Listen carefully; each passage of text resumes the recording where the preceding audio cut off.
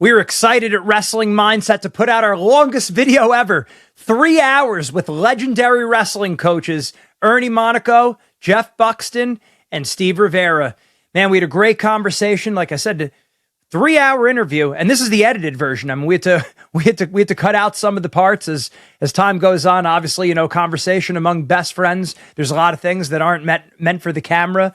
So if you might see some little edits there, but man, I'm real excited for all of you to be able to watch this, really listen carefully. And I definitely keep a notepad, take some notes, because what they're dropping is just a treasure chest of knowledge. I mean, these are some of the very best. I mean, again, you know, Ernie Monaco, the godfather of New Jersey wrestling, basically the first wrestling club that anyone was ever really aware of. Jeff Buxton, legendary Blair coach, and obviously coaches Sebastian Rivera, who is Steve's son. So Steve is in a unique vantage point. He was a New Jersey state champ in high school. He was a D3 NCAA champion, and he owns the Wrestling Club Elite. And his son is a bronze medalist in the Olympics. So, I mean, you know, these three people, unbelievable. And it's just tremendous fellowship that we had with them. So I hope you all enjoyed the show. Without further ado, we'll cut it right to there. Enjoy. Ernie, what do you got on that? Fox is kind of like a college guy now, so like he's going to have a different aspect on us, right? He still has some really strong ties with some amazing youngsters out there, though, and that high school team, right? So I'm not saying that. But Ernie, you're still in the mix of it all, and you're kind of in the club game still a lot. So how is it affecting you guys in North Jersey? You guys are fighting with the private school sector and the public school sector, saying, you know, all the good guys are going there. We're just starting to get to that. But you could still be good and go to Southern near us. You could be good and go to Howell or Jackson. Yeah, I mean, I think it's just it kind of saw it coming. It's kind of a natural progression, you know what I mean? I mean, I literally saw it coming, I don't know if it was the 70s or the 80s. You know, but wow. Part of why I started the Edge was actually because of that, because it's watching the explosion of like USA Gymnastics, you know, and like Bella Crowley and the girls who were trying to aspire to be an Olympian. In order for them to make the team, they had to leave their families, move to Texas, you know, train and live at the gym, go to school at the gym, and they were all in. And then, you know, how many girls did he put on the team, you know, and the success that they had. But that was going on in that sport years ago, you know what I mean? And I thought, it was a natural progression that had to sort of take place over the last 40 years, you know, in wrestling. But I think the handwriting was always on the wall. Like that's where things were going to go. All right. You know, I think you see it in every sport with like the transformation from like high school athletics becoming less critical than, let's say, club athletics, you know what I mean? And I'm not saying clubs in the sense of wrestling, although we're talking about it in wrestling context, but it doesn't matter whether if you're a swimming athlete or you're a soccer player or you're softball. Well, all of those club programs play a huge role in college admissions and in the athletes' lives, you know what I mean? Yeah. And high school is, I don't know that it's fair to say that it's taken a back seat, but it's taken on a different role, you know. I definitely would say, like, when I was younger, and you were younger, our high school coach, like, he helped you go to college, right? Like that's how it happened for me and stuff. And today, you'll be talking to kids, and they literally have no support but their parent and you. Yeah. It's the way the system has evolved, you know. But like I said, I think it's the same in all the other sports, which makes, in some sense, it makes our roles, I know even NIL stuff affects us, you know, because like now kids coming into the sport some of them are chasing, maybe their parents are chasing dollars, you know, or the incentive is different. It's changed a little bit. So it's changed the way, it's changed people's approach and maybe the way they look at things and saying maybe now it's more worth it. I don't know. From a parental side, I don't see too much of it on my end, like craziness. You know, I know it's out there. Yeah. But in house, I don't see a ton of it. I just had that opportunity to experience with the Kennys and the Duffy type situation, and it's an interesting process that's out there, you know. And like it does seem like they're going to get it tailed in, it sounds like, between the 5 years eligibility and all that kind of stuff coming, I would imagine they'll do something about how the money's it's gonna make the sport so uneven. It's just, I don't know if they'll recover from something like that if you just let it keep going. I feel that the NILs are definitely going to change the playing ground of wrestling, and I think we're going to experience what we experienced in the 70s, where we had a lot of teams drop, and it's too hard for people to keep up, and especially the way that the buy-in has affected some of the major colleges, and the amount of scholarships that there are, and some teams will have 30 scholarships, some teams will have 5 scholarships, and how do you compete on a level playing field with the amount of scholarships, the amount of NIL that's going around? I just think that 10 years, where are we going to be because of that? And just the transfer portal, where's the loyalty? And people are trying to make their payday when they can, and I just try to think, would I have done the same thing when I was their age of trying to go and thinking that I'm trying to get the best deal that I possibly can, try to make as much money as I can. It was just different times back in the 70s than it is now. You were pretty grateful just to get a scholarship and have your school paid for. And now it's kids are comparing their NILs, and I think that really hurts the culture of teams, because everybody's wondering what this guy's getting, and I think it upsets the balance of a team, and this is why guys are jumping in the portal so quickly too. And a lot of assistant coaches we saw leaving. I mean, how is it if sometimes there's an assistant coach, wrestlers are making more money than them? It's like, what dynamic does that do for the team? That's never even spoken of. I don't know about that, right? Yeah. It's like professional sports. Yeah. Hell yeah. Yeah, it's really like professional sports. The athletes make more than the coaches, but it changes the role that we play in the game, because the investment that you make in a kid, and on all levels, and if somebody just picks up and leaves, I thought it was interesting listening to a lot of the basketball coaches after the tournament, and how many basketball players went into the portal. The number was astronomical, and you look at the relationships and the time and energy that they put into these athletes, and then they, some guys are in every year, they're in the portal. Coaches don't even say that they're going to recruit. They're just going to go right to the portal. So they're not recruiting high school kids, because you're going to get a known entity. You're not sure how this kid's going to develop, or what timeline is he on to mature and to turn into a good basketball player. And it's a little bit the same with wrestling, but you got these young superstars coming out right now, and that's a product of RTCs and the availability with film, and it's really changed the sport, where kids are getting the opportunity to work with some really good coaches at a young age. Yeah, right. I think that's like a huge change thing out there when you walk around and you see like national champions, with their club kids and stuff, or world team members like Chance that Stellar trained, those clubs and the kids of those are, like in a situation where I don't think it's an advantage or disadvantage, because a lot of the times those guys aren't available for their clubs, like people like Ernie, myself, and Buxton, where like I could tell you in a year I don't miss 10 days, I don't miss 5, I don't think, to be honest with you.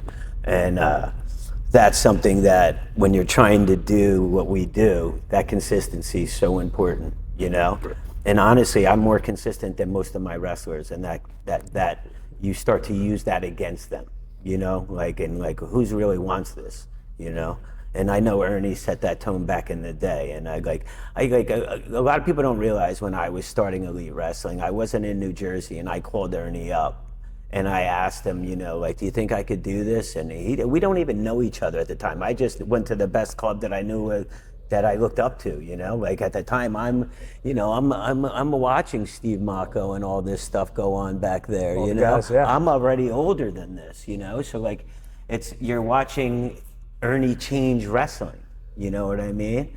And I knew I had the passion, but I mean, I literally call him up and he's like, you definitely could do it, man. You know, and my first version of Elite Wrestling was Elite School of Wrestling.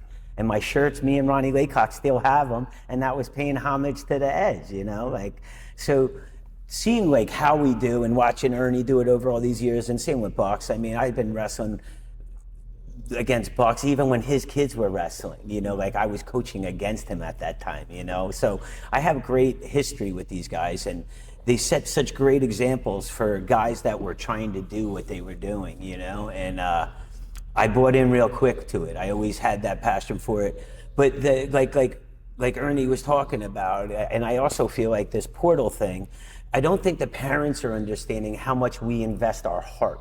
You know, they act like they're just going to another place and it's only about my kid. And every parent is about their kid. It used to be, I worry about my kid, but I'm going to make the kids around him great. Now, like they'll jump out of here with this group of great that help make them, and they'll come over to a group where this group had nothing to do with them, but it's harder for them or something. Who even knows what the reason is? And they'll, instead of going and grinding with that group that made them, they start doing these things. And then people like myself, like I tell them, you're not. My ego's not involved here. Like, I'm in this game for you. You're hurting my feelings.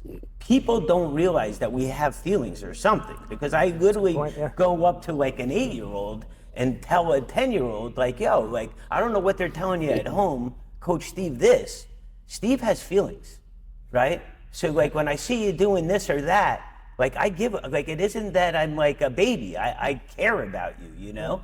And it gets pushed to the side these days. And now that's changing me as a trainer, right?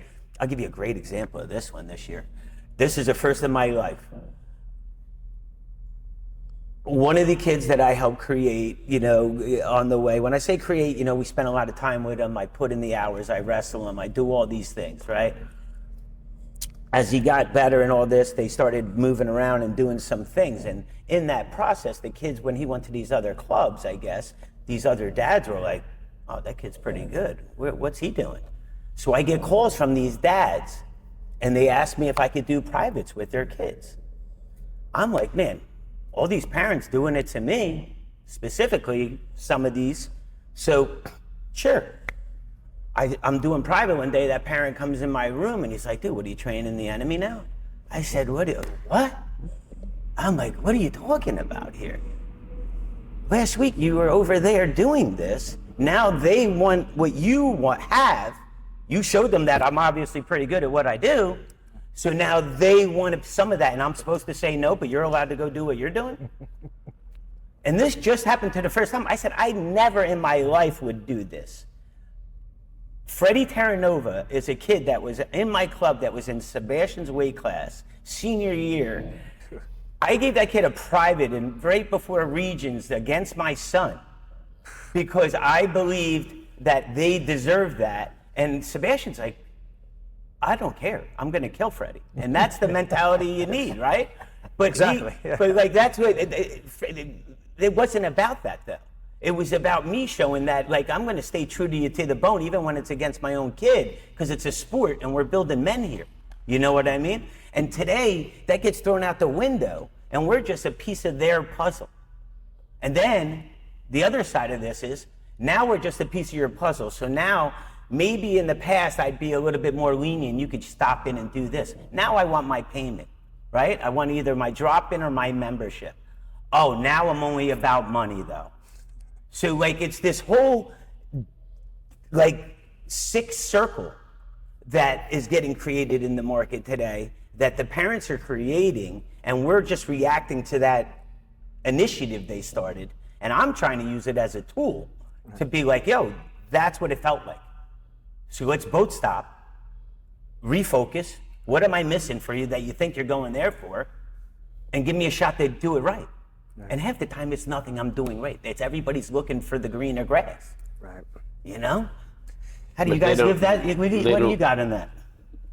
Well, I think you're right. I think the tricky part is the world. People think that it's a transactional relationship. They think that's what they think the relationship is. So the parents don't know. You know, if they're not familiar with the sport, they think that it's like going to the supermarket and buying food, and you pay a certain amount of money and you get a product in return. And they don't understand the product is the product. There's no feelings or connection to the product. It's just a commodity. It's just something that you use, right? In this case, you would eat or whatever. But they don't understand the emotional side of it, the connection and the value that has in the process. So I had a parent one time talk to me. I forget what the context was, but I was trying to explain something to them, and they wanted me to sort of get involved with their kid, and I was kind of laying out I don't know if it's fair to say parameters, but kind of like how I would get involved, under what conditions. And the parent said to me, "Oh, I see, you're an artist," and I had never heard that before, and I thought it was insightful because the way I looked at it was like, and I know Jeff is very similar to me, like you're building something, you're making something, you put your heart and soul into what you're doing, you know what I mean? And if you were an artist and you're doing a painting, and I'm not an artist, but if I was, even if not a professional artist, and I was put a lot of time and energy invested into a drawing, I don't think it's the kind of thing that we share and we have like a communal piece of art. You know what I mean? Yeah. I mean, if the wall, like I was driving here, and there's walls that are graffitied and stuff like that, but even those guys, they don't want somebody else painting over their art. Yep. You know what I mean? So he's working on a masterpiece, and he's got a lot of time and energy invested into a kid, and in over God knows how many years, and then somebody else comes along and then they're change the trajectory or change the input or add to whatever, you know what I mean? And it's his painting. And that's not to say like that opens up a whole nother can of worms, because like when you're on our side of it, like on the club side of it, and he's been on both sides of it, but the coaching community would say, well, whose kid is it? You know what I mean? And then it becomes like that becomes an issue, like with the high school coach, like who are you to say, as a club coach, what the kid should or shouldn't be doing, what way he should go, or depending on how much people medal, right? And then it opens up a whole nother can of worms.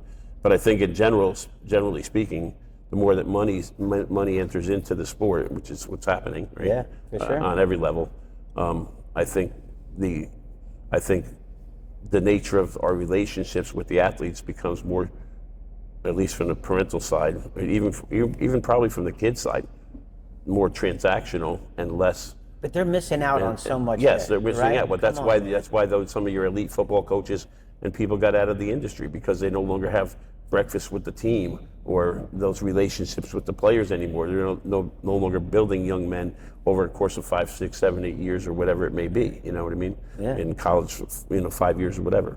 But I mean, it becomes I give you money, you give me a service. And that's how it's becoming. And it gets kind of hurtful at times, because I'm not the guy. I don't believe that when I work with a kid, and I work with so many young kids that I know eventually their parents, a lot of them always seem to go do something, and then I end up back with them in high school or something. It gets too hard. Someone beats them. I have someone they don't like. It's always something. Honestly, right? Always something. And the guys that you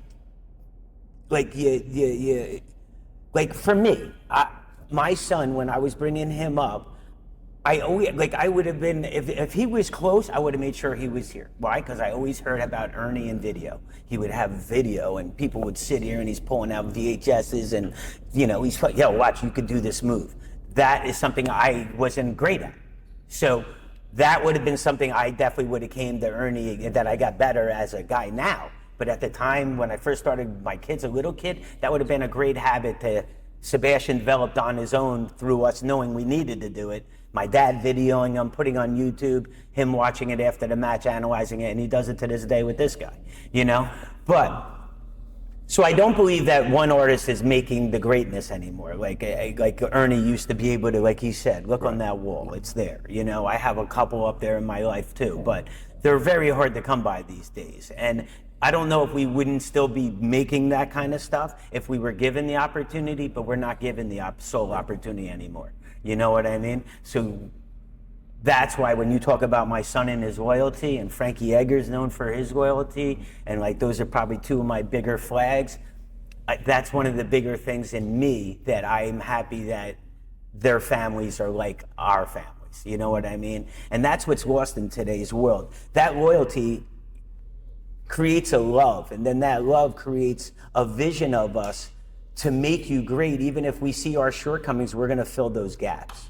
Right? Frankie became a fighter. I built that fight team around him, right? I replaced myself because I knew I wasn't the guy for that industry. My cousin Mark was. And look at Mark Henry turned out to be, right? So, and then to Ricardo and all those guys, I never believed, I always feel like it does take that village, you know? Yeah. And Ernie was lucky enough to grow up in a time where people really just believed he could do it. And that, what a special time. I feel like I got one guy like that, Frankie Edgar. I was given that opportunity, you know, where no interference. The only thing I'd get threatened every once in a while if Frankie wasn't good, I'll bring him up to the edge. I'll bring him up to the edge. That's what I would hear, Ernie. That was Mr. and Nice messing with me. I love it. I always loved it. Are you kidding me? So but you could do it given the right at the time. Like it's a difference between like, I had kids that were with me from, let's say, 6 years old to now they're 12 years old, right, or 13 years old. And then, and Jeff knows the situation well. Like they were like my kids. They were like my own children. I didn't have children at the time, and these kids were like my kids, you know. And then they're going to go to high school, and now your son has to go to high school, and you have to decide where your son's going to go to high school, right? So you sent them to CBA, and the two guys there were two guys that I used to, you know, because they come through my program, yeah. And like, I think in most cases, like in all of our cases, like when somebody entrusts in you that their child, you know, yeah, and is giving them to you, and with the hopes that you can turn them into something great, that's a big statement, you know, and it's something that like. I certainly don't take for granted, you know what I mean? So in my case, like I had Zach Espo with me, and he's looking for a place to go to school, and is he gonna go to like Oak Ridge, or is he gonna go to Edison, you know, or like what school is he gonna go to? He didn't know. He had flexibility, you know what I mean? Yeah. And where did he end up going? He ended up going with Jeff, right, at Blair. Because if he had the kid, he could take him to the next level. He could do amazing things like he did with the teams that he had there over those years. So the same thing, given the opportunity in the right setting, but he didn't mess with the soup. You know what I mean? He knew what it took to get the job done. Yeah, and he knew, like, still does. Right, so exactly. I would say that the way that I feel fortunate because I've always been hooked into a team, and I've always had that ability to work with guys through the process from 1 year to the next year to the next year. The club aspect was very frustrating to me, and I still feel the same way, having the ability to bring kids to a different level at Columbia, or working individually with some really young kids. I really enjoy watching these guys progress. And at the club level, it was frustrating as kids would come and they would go, and every once in a while you would get a Leo DeLuca coming around, and he bought in 100%. Everything that was going on in the club, where his parents were living in the parking lot in an RV, which is even crazier, and then they eventually moved to Randolph.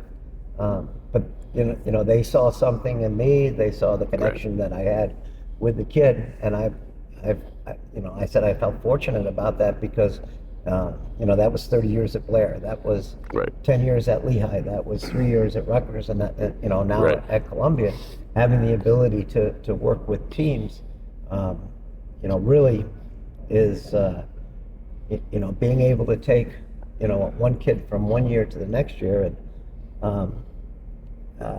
somebody was analyzing what we did at Columbia this year, and they're using the records of the kids on the team. This guy was 4-14. Now he's 28-6. How does that happen in a college program? You don't usually see that turnaround, and it's the kids buying into what you're doing, and the way that you want to bring them with from a technical aspect of the sport as well as being tough. These guys buy in, and it's a great thing to watch. And that was something that at Blair, just to watch the progression from one kid from freshman year to sophomore year to junior year to senior year was pretty fun to watch, and developing their aspect of wrestling and how they grew in the sport. And do you do freestyle? Do you do folk style? Developing a kind of a year-round program if they wanted it. If they played other sports, I was a guy that would definitely back up playing other sports. And I just remember going through this with my own son. He's telling me he wants to wrestle. When he got into 9th grade, he wants to wrestle. He just wants to do wrestling, and he was playing soccer and lacrosse at the same time.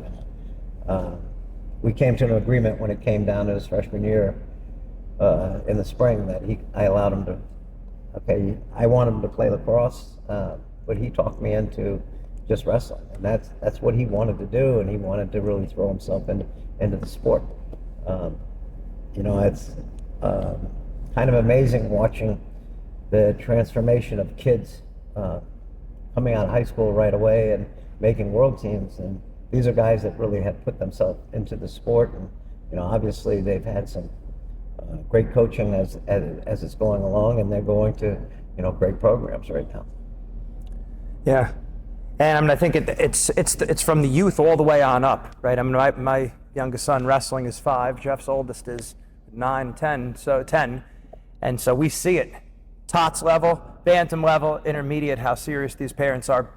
I think they say, it's like, well, I know my kid's not going to be Bo Bassett or Jordan Burroughs, but I think there's a little part of them that thinks it could happen, right? So when you guys were talking about the artist imagery, you're an artist painting a picture. I think a lot of times the parents are painting the picture just thinking wrestling, whereas what I'm hearing from you guys is loyalty, build up the sport of wrestling, develop the individual.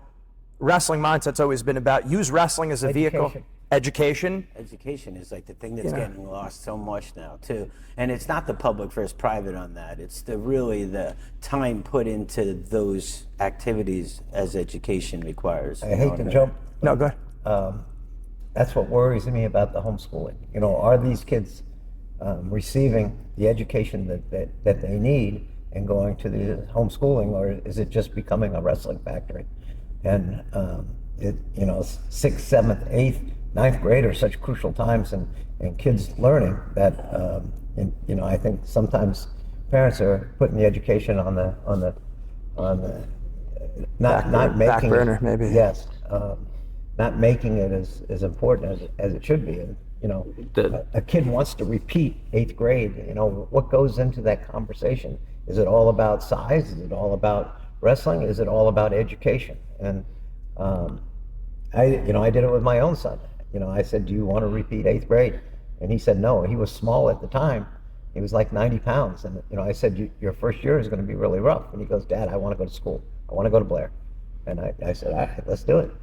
And he had because of his age, he had the opportunity if he wanted to stay back. And that decision fell on us talking about it as parents a lot. But that's the one aspect when we were running our homeschool program through the club that I made it a big statement about there has to be a full-time teacher in there, and these kids have to be developing their minds as well as developing their wrestling. And I think, when I hear about other homeschools, they're just, moving the kid along. I wonder how the long range it's going to be of, where's that kid going to end up in college? Is he going to be prepared the way that he needs to be prepared? And it's just not all about wrestling. Yeah. And so you're building up a lot of virtues in the kid. As the artist, you're trying to build up these virtues in the kid. I think the Hippocratic Oath as a doctor, do no harm.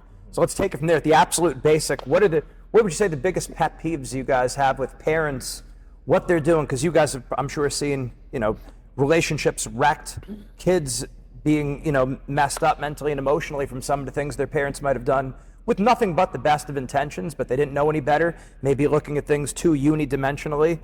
Talk about that. What are the biggest things that, piss you off that you see with parents? As a parent of a competitive son, at first when they're younger, a lot of them make the mistake, and I probably did too, was you think your kid is representing you, like that he's your poster, And I watched so many parents deal with it. I always kept myself in check. I didn't have a crazy dad. My dad was a swim and diving guy. He was a great wrestling dad, right? So I didn't have any experience of it being bad. But in the beginning, I own a club. My kid, is he going to be good? I watched friends of mine that had sons that rebelled against the wrestling, and they're really big in wrestling, And as you go through the process, some learn quicker than others, some don't care. The don't care guy, that's just as bad as the guy that's crazy wrestling dad, right? Because now the kid's doing all this work and no one's acknowledging it. So that's just as bad, right? You need that in-between guy, or the guy that's willing to do it with you, right? That dad's the most amazing. Not a lot of them out there anymore, all right? But that dad that says, hey, you got to run tonight, I'll go with you, that dude is going to make himself a champion. But once you get past the point that your kid's not all this and that, a lot of them, it's become where the parents are competing with other parents. And the kids don't get involved, right? And now you have the kids hearing mom and dad talk on both sides, and now they're coming to practice to train together where they help make each other. You know what I mean? That kind of dynamic that's out there today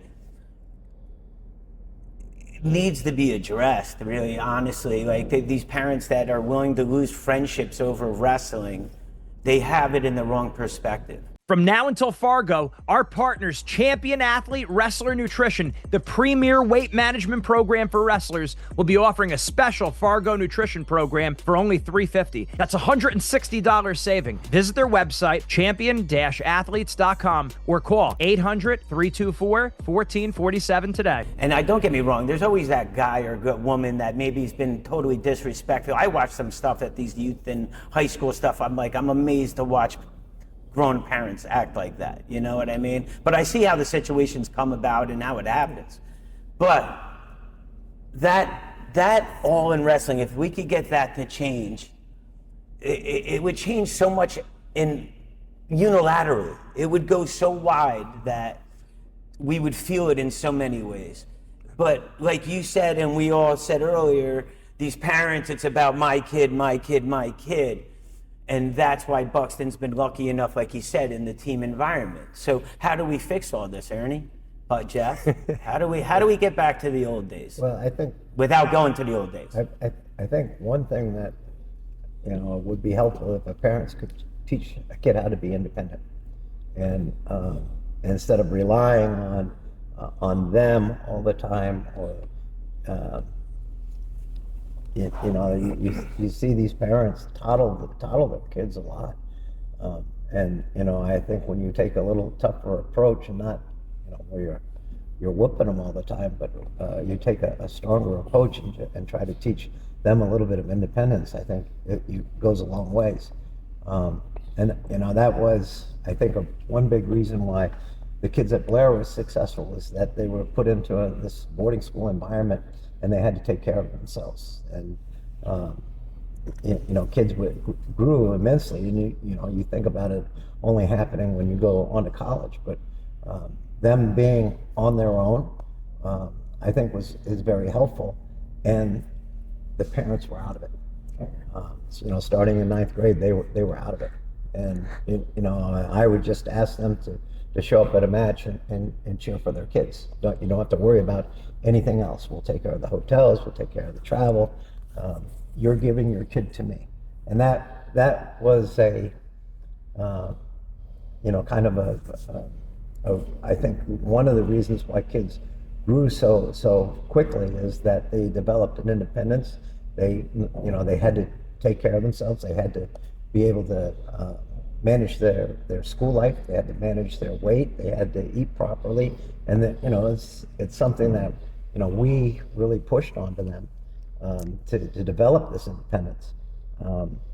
You see younger kids where now the parents are doing everything for them, I don't know if those kids can make it when they have to go off to the next level. There's a certain amount of toughness that needs to be with the sport. I remember one time I saw a dad carrying his kid's bag for him, and I made him put the bag down, and I told his kid, come over, pick up your bag, and carry mine too. And it's just those little things that I think make the difference of in developing kids. And to me, if you can even start them off before they're in high school, and these guys have had that experience of just developing good routines for them, of eating right, good routines of training right, and not wasting time when they have the opportunity to train. I think it's good, but also understanding there's a very fun aspect of this sport, and a lot of it is the people that you're around and the relationships you develop. And I would say for me that's probably been the greatest part of being a wrestling coach, is the relationships that I've developed in 47 years of coaching. And I just showed him a text I got from Kurt Backus, and I haven't seen Kurt in a long time, and his dad was a good friend. That he was thanking me for his years at Blair and how it prepared him for college and life. And that's to me, you talk about the artist. That's something that happens quite a bit, where kids understand later on in life that what people were doing for them and with them, and it wasn't just about the wins and the losses. Yeah. It was about how you developed as a person. I think that's the part of the sport that I enjoy most. Is I'm feeling that at Columbia, where developing these relationships with these kids that have set high expectations for themselves. Ernie, I'm sure you've seen a ton over the years in terms of these relationships with the athletes and their parents, as well as some of the damage it might have done to the kids, with and the parents meaning nothing but the best. What are some of the things the parents can avoid or any way you want to take it really here? Well, a couple of things. Just listening to these guys talk, I like he mentioned Kurt, and Kurt was one of my that came to me when he was a kid, and he was an absolute beast and man-child, and I used to work with him like individually, and I remember when he was leaving, same thing I said, like Zach had gone to Buck, and I knew that they were in good hands. I knew that the decision was in their best interest, versus him going to, let's say, Somerville High School, versus going to Blair Academy. It changed his life, right? It literally changed his life. But by this, not to knock Somerville High School, but they couldn't provide for them what he was going to be able to provide. And when he left, I never said this to him. I probably acted like an idiot and acted immature, baby. But I was, like Steve said, I was like what Steve doesn't have feelings, like when he was doing that before you're to the parent. Like it crushed me. You know, it was very difficult to give those kids up. You know, and I didn't handle it great. Over the years, I've learned to handle it better. But being young and a younger coach at that time, like I said, those kids were like my kids, and I knew they were in good hands. You know, that wasn't the question. But I had put my heart and soul into developing them to a certain point, handing them off to somebody that could take them to the next level. And he did his job, and they all went on to be highly successful. But like he said, it's about the relationships that you develop. Had nothing to do with, Ernie's going to make less money because Kurt Backus is not in your program any longer, or something like that. It had zero to do with it. It just had to do with your relationship with the individual. Money didn't even equate. It wasn't even part of the formula. Cultivated them. But the time and energy that you've put into these kids, I think from his side, something that I think people might find interesting is that, like, I knew, I'm not competing with him. I always thought he did something different than I did. He was coaching a team in a school, and I'm running a program where I see kids a few days a week. But my goal was to be able to have the same rate of growth that he could have. So if he had an individual as a freshman come in and he got them to be able to be a Fargo finalist or win Fargo or whatever level they were at, right? Then that was my goal. Was the same thing, but I was going about it in a much different way. So I had to figure out how can I have the same rate of growth to keep up with those guys that have that That environment. that benefit, right, of being there. Like they were blessed. Their parents provided them something that was unbelievable, right? Yeah. So Even they today, were they it's were not for blessed. everybody in right? the place, Right. Yeah. So how can I do that to the kids that aren't going to the Blairs of the world with the kids that I have in the time that I have given? So one of the things that I always envied was like that he had the ability to, like he said, he had a team. So he's there. He's Matt's side. He's in the corner. He's cornering guys and coaching the team, and they're learning. You learn. You're always learning. You're constantly learning. So when he's coaching the kids from the warm up to how they handle preparing for a match, to everything from making weight to going out and competing, coming off the mat. What do you think about after the match is over? What do you take away from that experience? He's the maestro. He has control of all of that, So that's super valuable learning time, where the kids are making it jumps their rate of growth because they're around somebody who's very good, and he's riding shotgun with them, and they're going through that experience, and they're learning on the job, Whereas like when you're Steve or I and you're in a club situation, you're never in a corner. So your kids go out there, and he knows because when he was in a club situation, like seldom do you get the opportunity to get your hands on a kid where you have that learning experience where you're riding shotgun with them and you're in the corner, And I always felt like for me that was something that was that you had to find. Some things you just have to accept and do the best job working around those situations that you can. But I think as all parents, like in the wrestling community, they're trying to find a pathway where they can get the most return on their time. Like that's the name of the game. So where are they going to get they're each picking, but and I think now the sport has changed so much that like it used to be you could pick a school like Blair and go to Blair and there weren't many of them, right? There was a handful of them where they could make that jump. But now there's a lot of different avenues because I think between the RTCs and the club programs and the schools and people like you doing things, like Steve started out the conversation saying they're using us to create their own model or with their own pathway, and they're going to tell him what they're going to do. So I say to parents, there's a difference between going to the gym, like I go to Planet Fitness or some gym, and I get a workout in, versus I hire you as a personal trainer.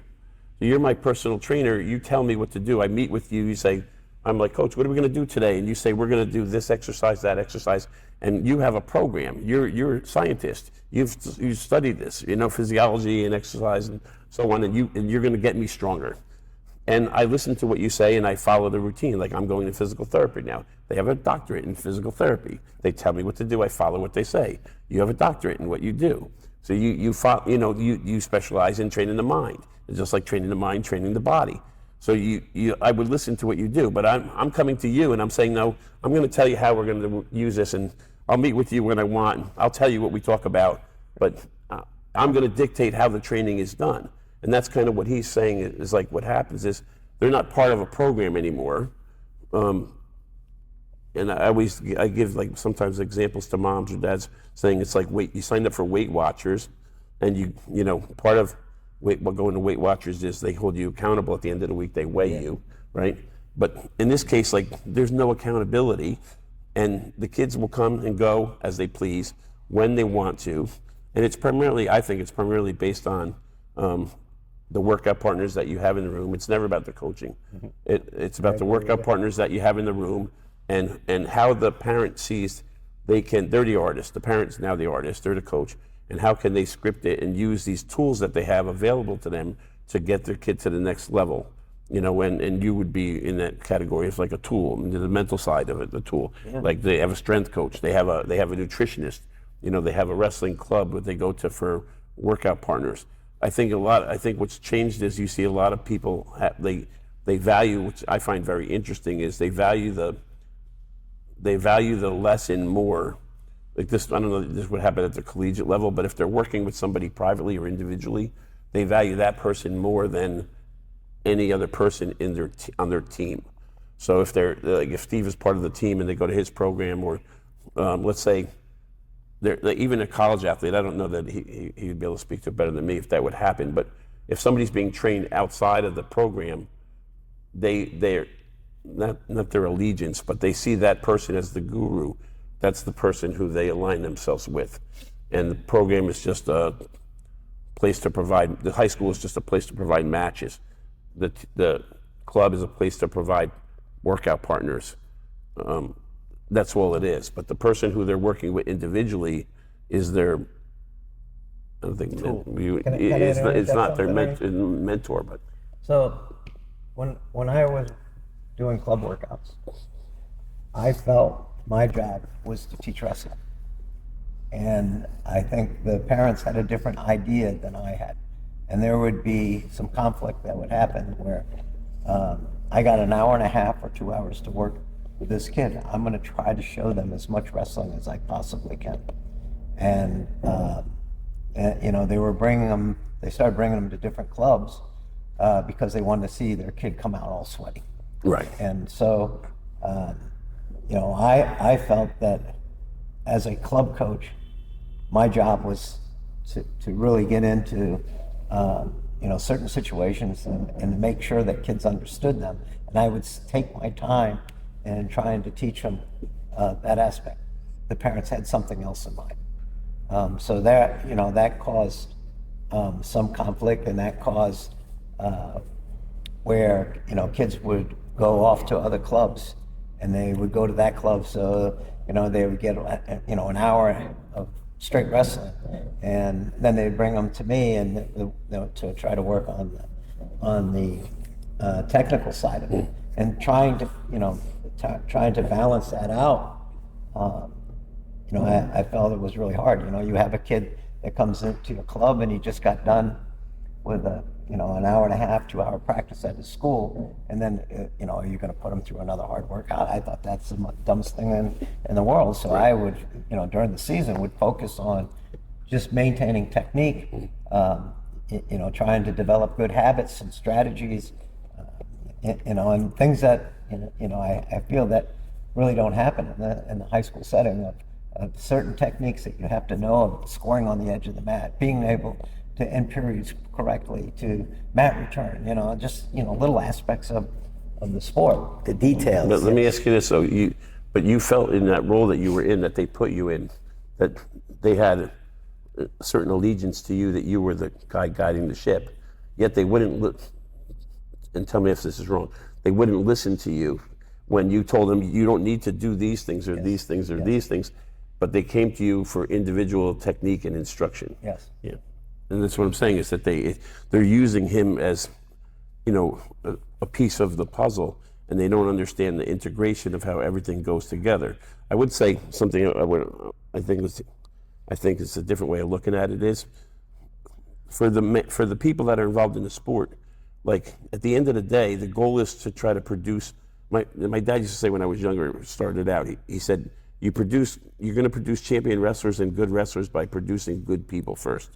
It starts with producing good people, right? And people of high character. So if you strive to do that and strive for the bigger picture, as a result, you're going to end up getting kids that end up being successful, highly successful, and doing very well. But I think in large, parents are driven by the W's and the wins, and everybody's chasing it. It depends on, like, they define success as winning, and that's the difference between, like, someone who, like, how do you define success? I don't think they ever take the time to really think about, well, of course, so my kid won a tournament, he made a world team, or he won the states, and that's how you define success. For other people, they define success as wrestling helped get my son into Princeton or into Penn Northwestern. or into Northwestern, right. And that is success, right? Yeah. But how do you? But they never take this for others.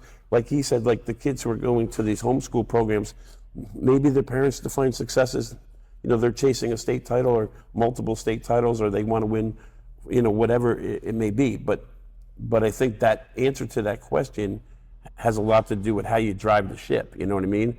And for me, it's about, I tend to, with the masses, you're better off. Who am I to say you're better off? The bigger picture is more important. The smaller picture is less important. So I think there's no reason why the bigger picture can't encompass the success and those other things along the way. But when you lose sight of the big picture, I think that's when you start getting yourself into trouble. And that's where the parents, like you said, the problems where the relationships between, it could be a mother, daughter, father, son, doesn't matter. The parents and the athlete gets messed up as a result of winning. About the kid failed to win, and because they always measure the success based on the W. You know what I mean? And they're not looking at growth as a means of success. So just because, like, if the kid is continuing to grow and continuing to get better, and wrestling's doing a lot of great things for him, he's learning lessons like Jeff talked about, like he's learning independence, he's being at school, they knew how to do all these different things. So much value there. That doesn't have to do with tangible wins, but it translates into life skills.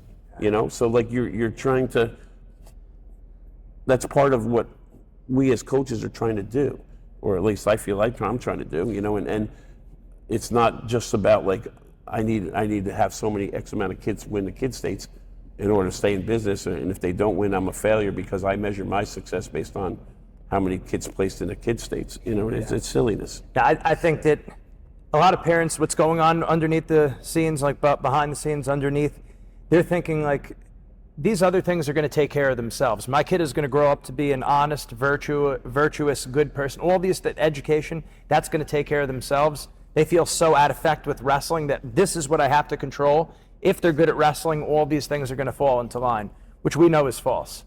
Right? Put a little more time into that, and then if you're doing good in all these other, if you're, shaping the full person, then wrestling will take care of itself. Right. Because they have virtue, and a virtuous person will be successful at anything. Right. Or you could just focus on wrestling. How does that turn out? Even if they reach success, then what does their family life look like after that? How are they in their career? What have they made of themselves outside? It's those parents that make you have a great business, though.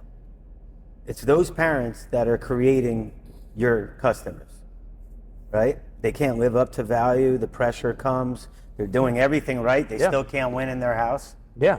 Mom and dad ain't going to look in the mirror. Hey, Gene, what can you do here? Why is he scared in the semifinals? We're all scared, ma'am. Yeah. Right? And the calls in January. He's more scared that if he doesn't win, the shit that's going to go on in the car on the ride home. Yeah, you know what I mean? And you're on and I'm on the phone to the other line, like, this should have been handled a while ago. Like, we should have been on the phone back in June. Now we're in late January. You're right. But because they have it blown out of perspective. So that's what should the parent do? Should they be staying out of the way more? Do they need as much competition? Do they need to be going to the youth states when they're, tots, bantams, and the parents, everyone going crazy about it? How should the parent approach this? you guys have seen a big enough sample size and being like in the mix with these kids. I know each person's a little bit different. I always try to say, you know, in the old days, you would say balance. You would use that word and you would sell it. Today, you know, you're not going to be great at wrestling with balance, right? There's going to have to be some give and take there.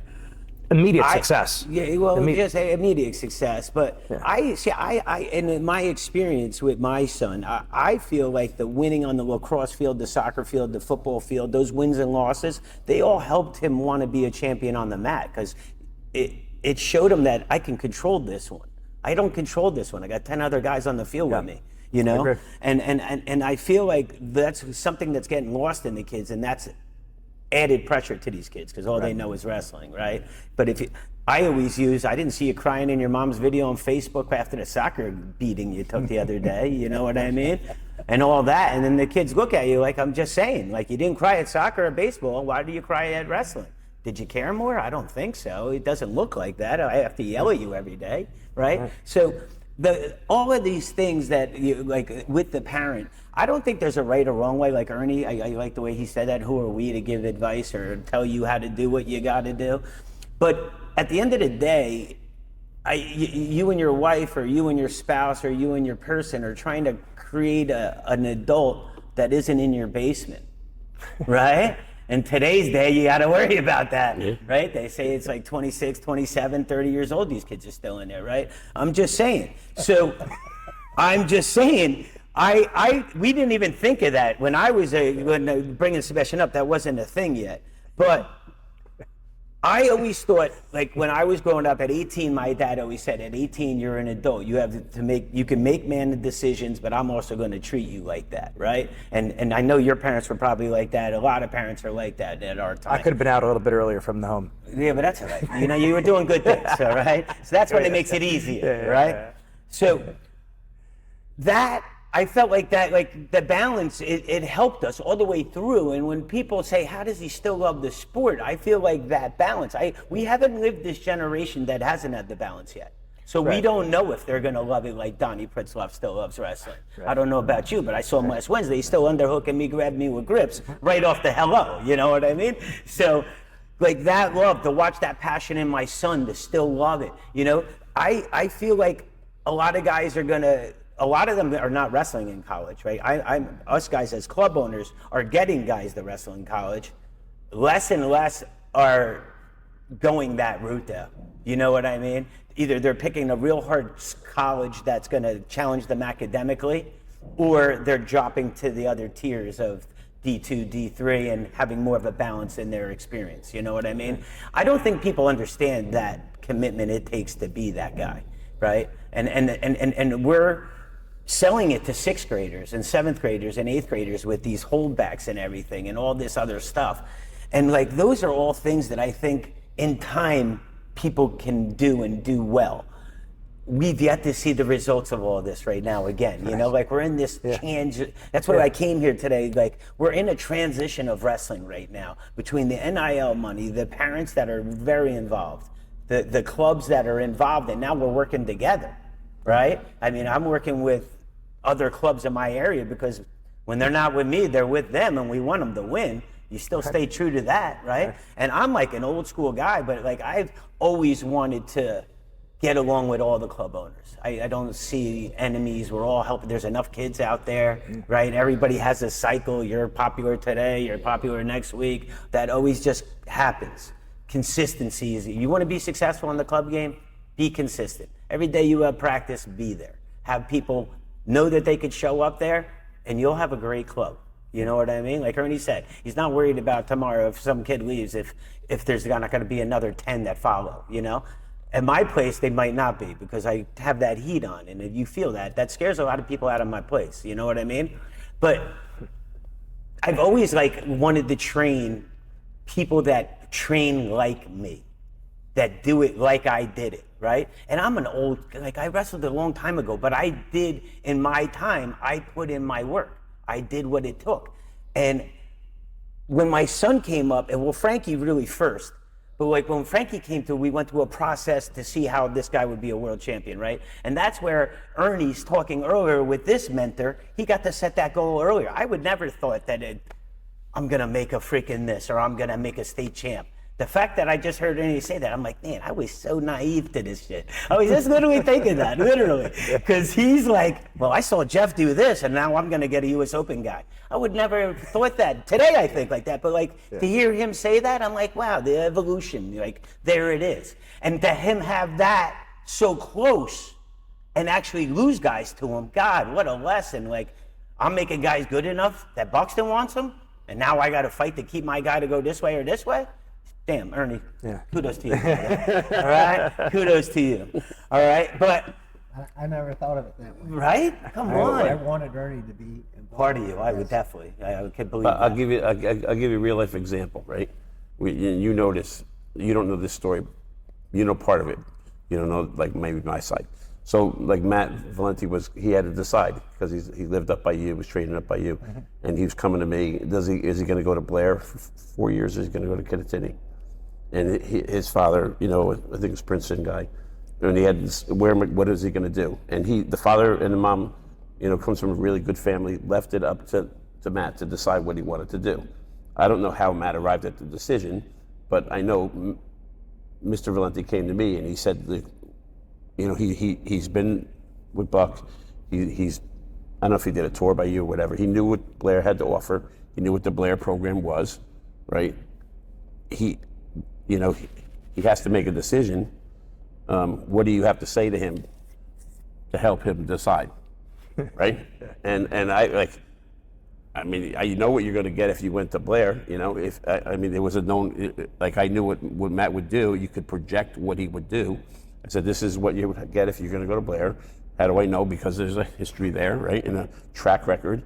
I said, and I said to him, my goal is if you stay here and you decide that you want to go to Kittatinny, that your rate of growth will be exactly the same as if you went to Blair, right? So my goal was to try to get him to win Fargo, win the state tournament a couple times, be at that level.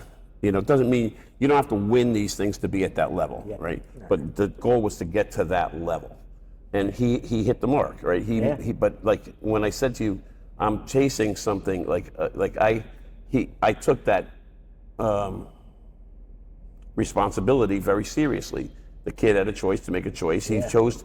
It had nothing to do with me. I don't know why he chose what he chose. It had to do with his friends, who he grew up with in a neighborhood, who he's going to school with, whatever. He wanted to wrestle public school versus private.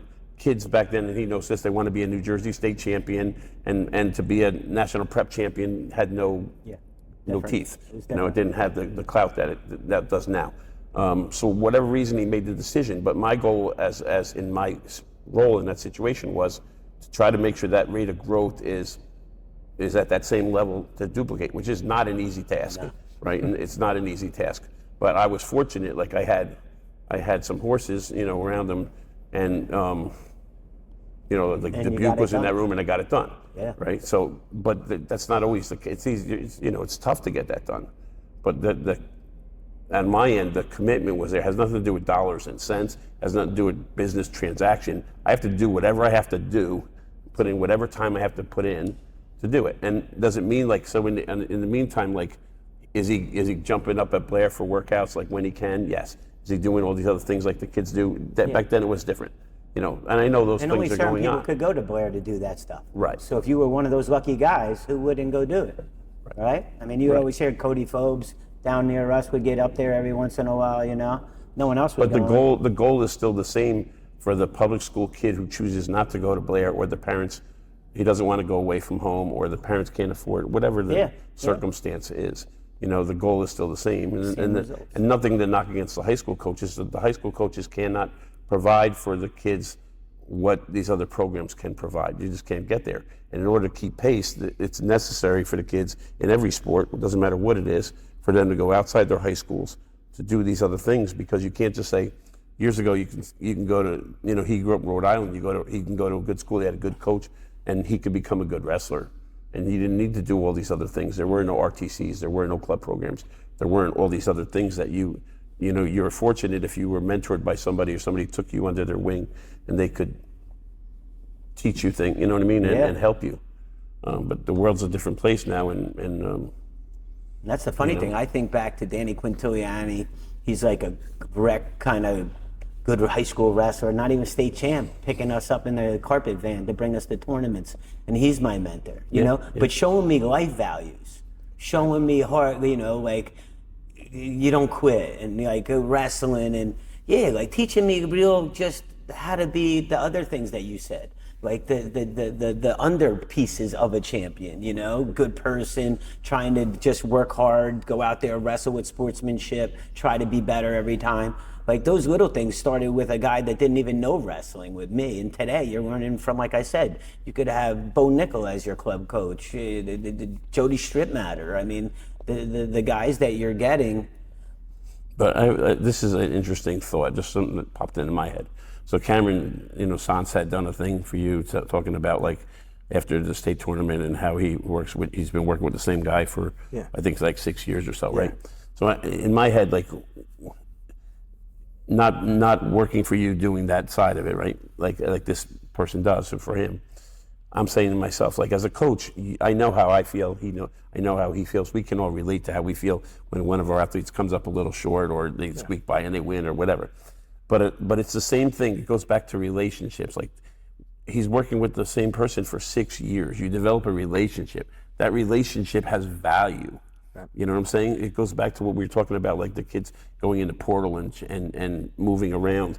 There's value in the relationship. In this sport, there's value in the relationships. It's the reason why you see the head coach allows an assistant coach to sit in the corner at the NCAA tournament. And why is it in the program's interest to have these two younger coaches coaching out there in the corner, cornering a guy when, you know, Rob Cole, Tom Ryan, or whoever it is, it doesn't matter who the individual is.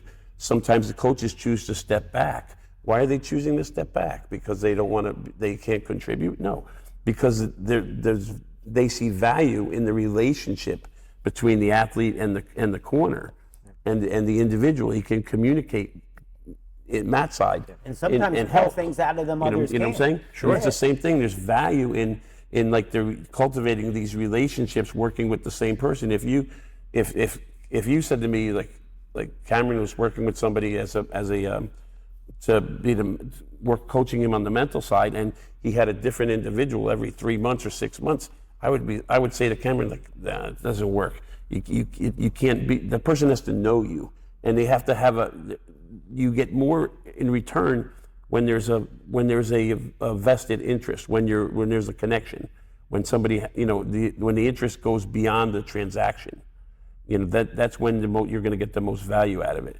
So like a real life example would be like anyone who was ever helped me, like assist me, and I'm drawing a blank on the name, but you know the guy that had passed away was like tremendous, real good coach, young coach years ago, was working with you.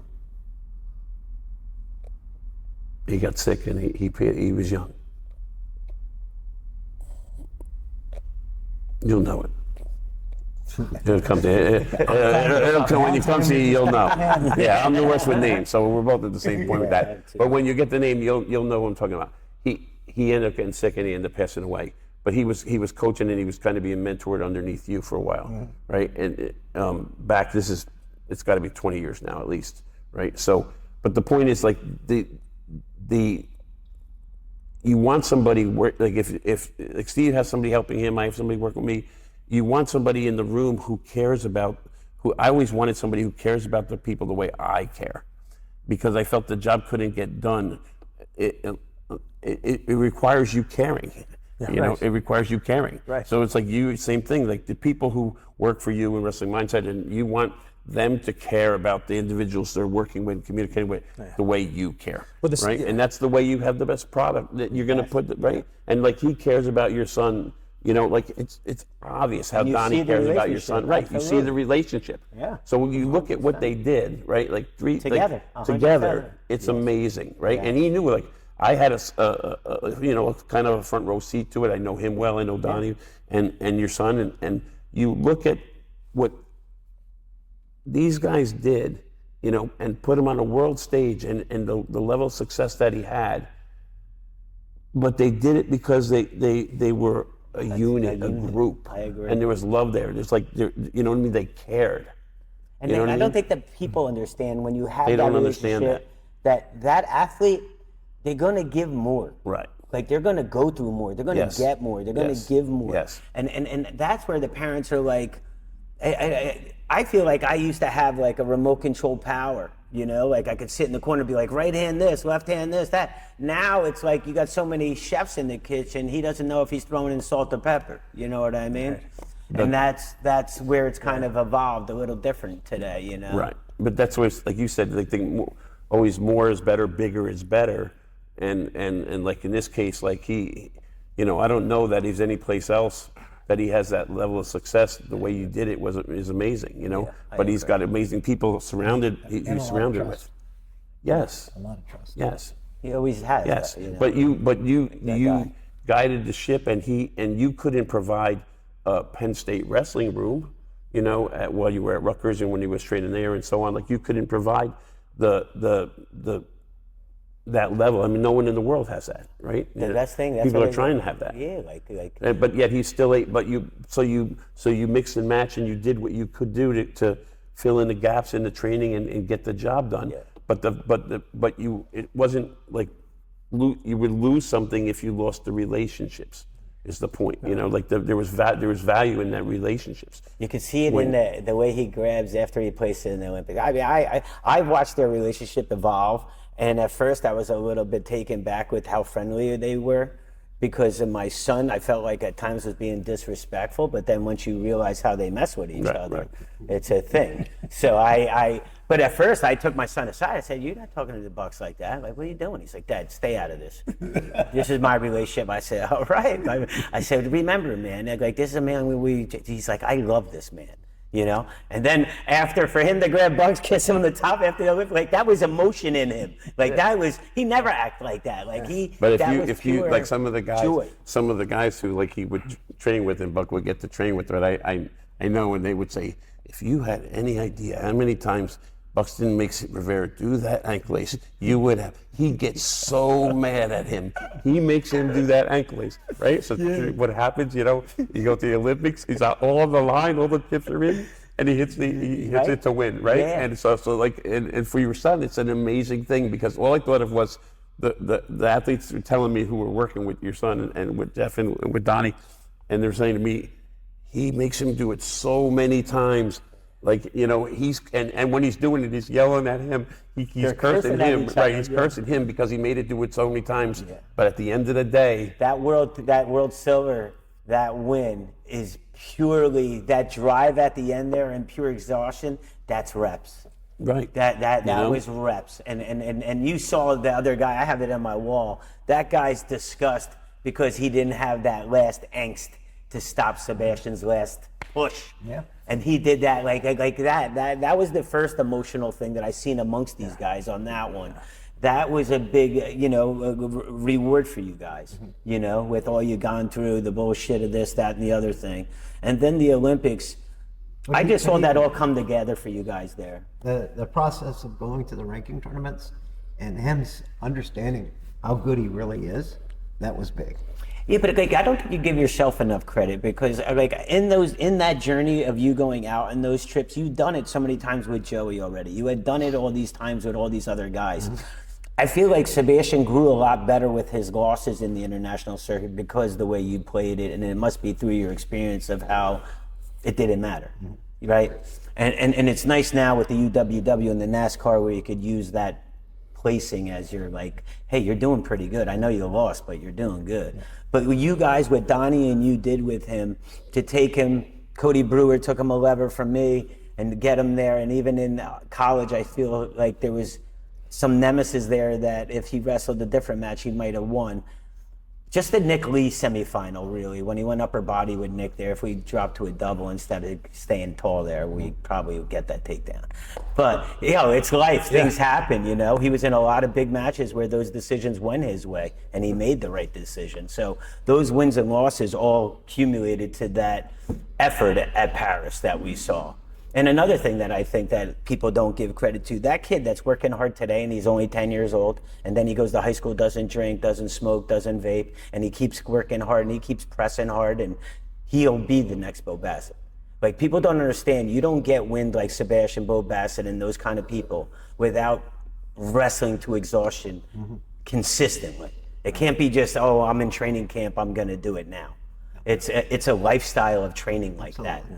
And if you know these two, I haven't even been fortunate enough to see Bo, you guys have, but I've watched my son, and it's always hard. His pace is hard. Always. Yep. So that's how, when people say, how do they get like that? It didn't happen overnight, man. It's a lifestyle. life, yeah. His whole life. But back to the wrestlers being independent, like you said, it's tough because as a parent, you're thinking of two things, basically. When a parent's asking me, what do they need to do? How could I help my kid? I say, you need to do two things. One, you have to instill virtue in the kid. And two, you have to love their freedom. They have to say yes. No matter what kind of environment you put your son around, there had to come a point where he says, I want this for myself.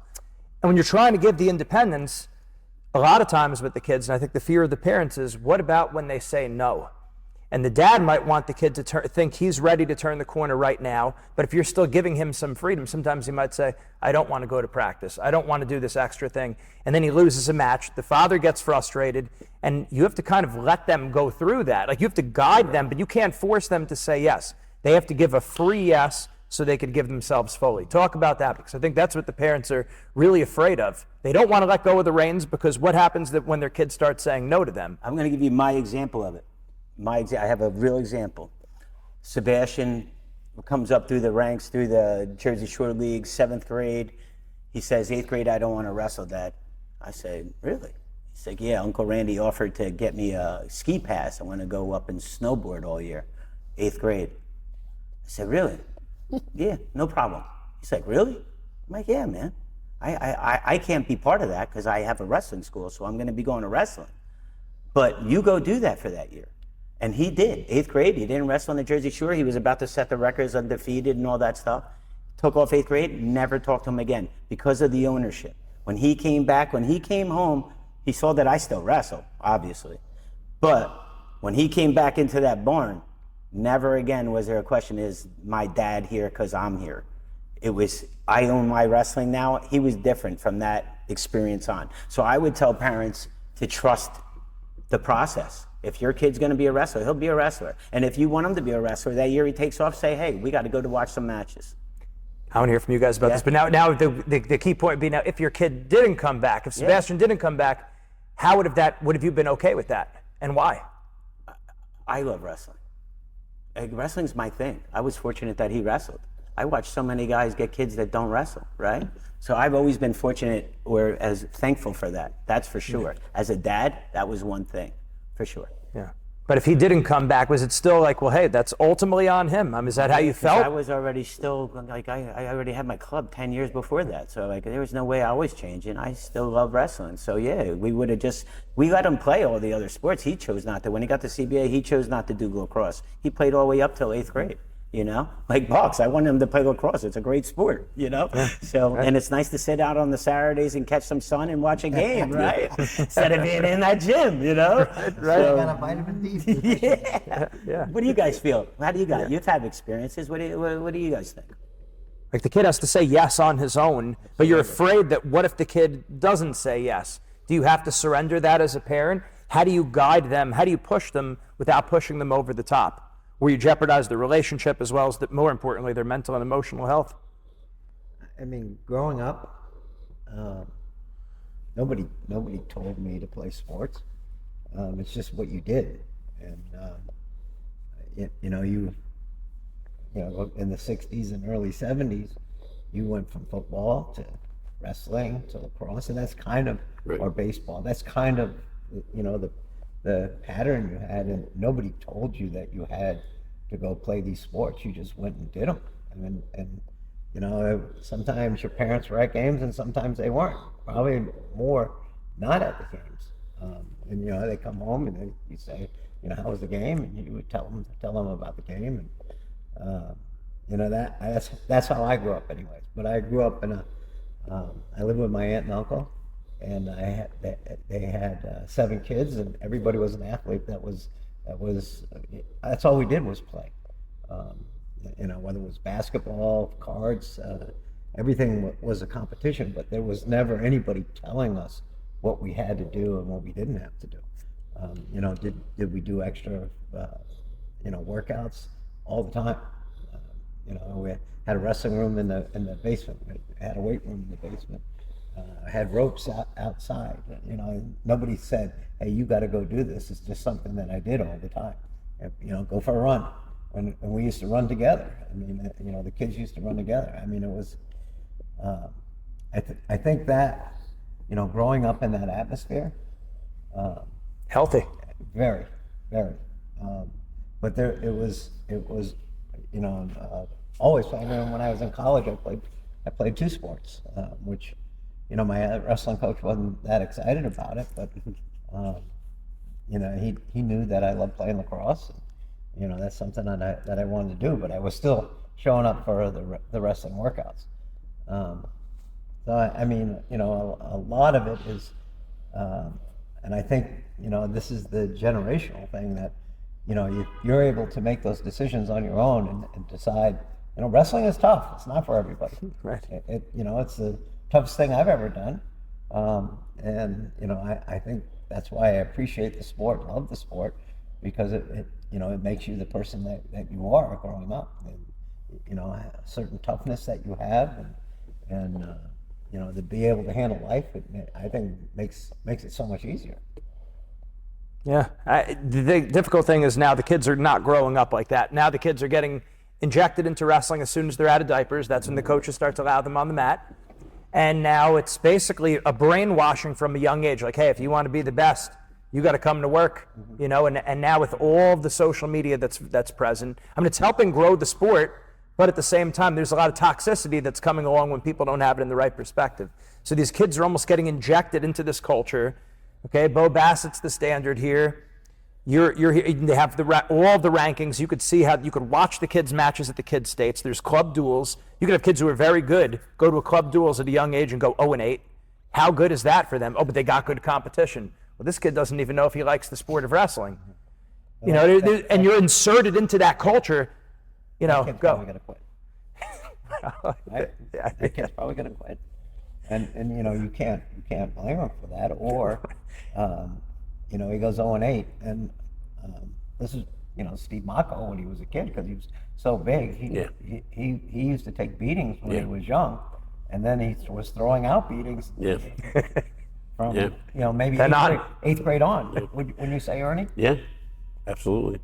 That's not the norm. Most kids would quit with but that. you can't. But you He's a different cat. He's a different cat, and his dad did a tremendous job raising him, and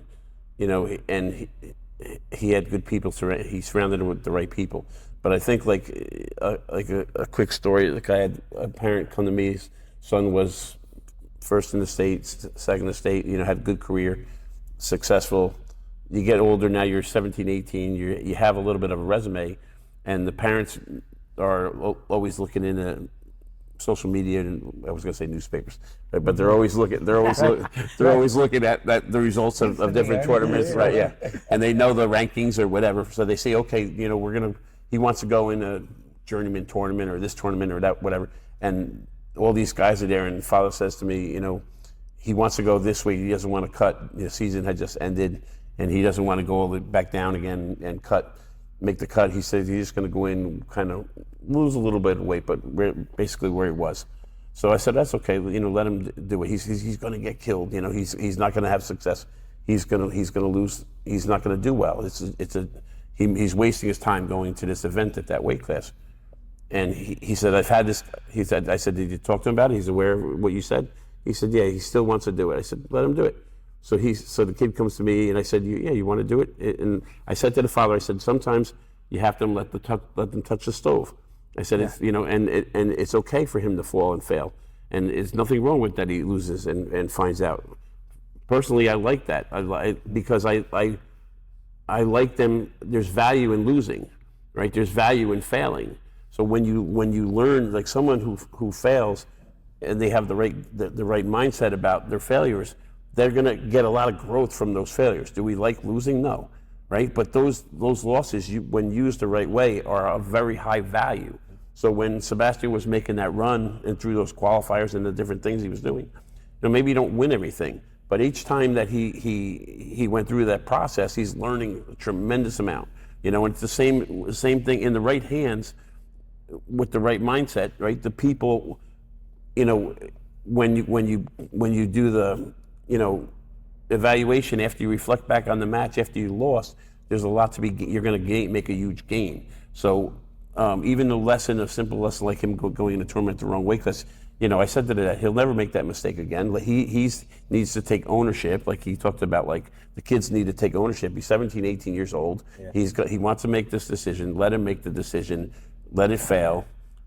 You know, but too many people nowadays are too conscious of all of building. I'm going to say this is, you know, and this is a whole nother conversation, but building a brand, building a resume, building a profile, you know what I mean? And all of those things get in the way of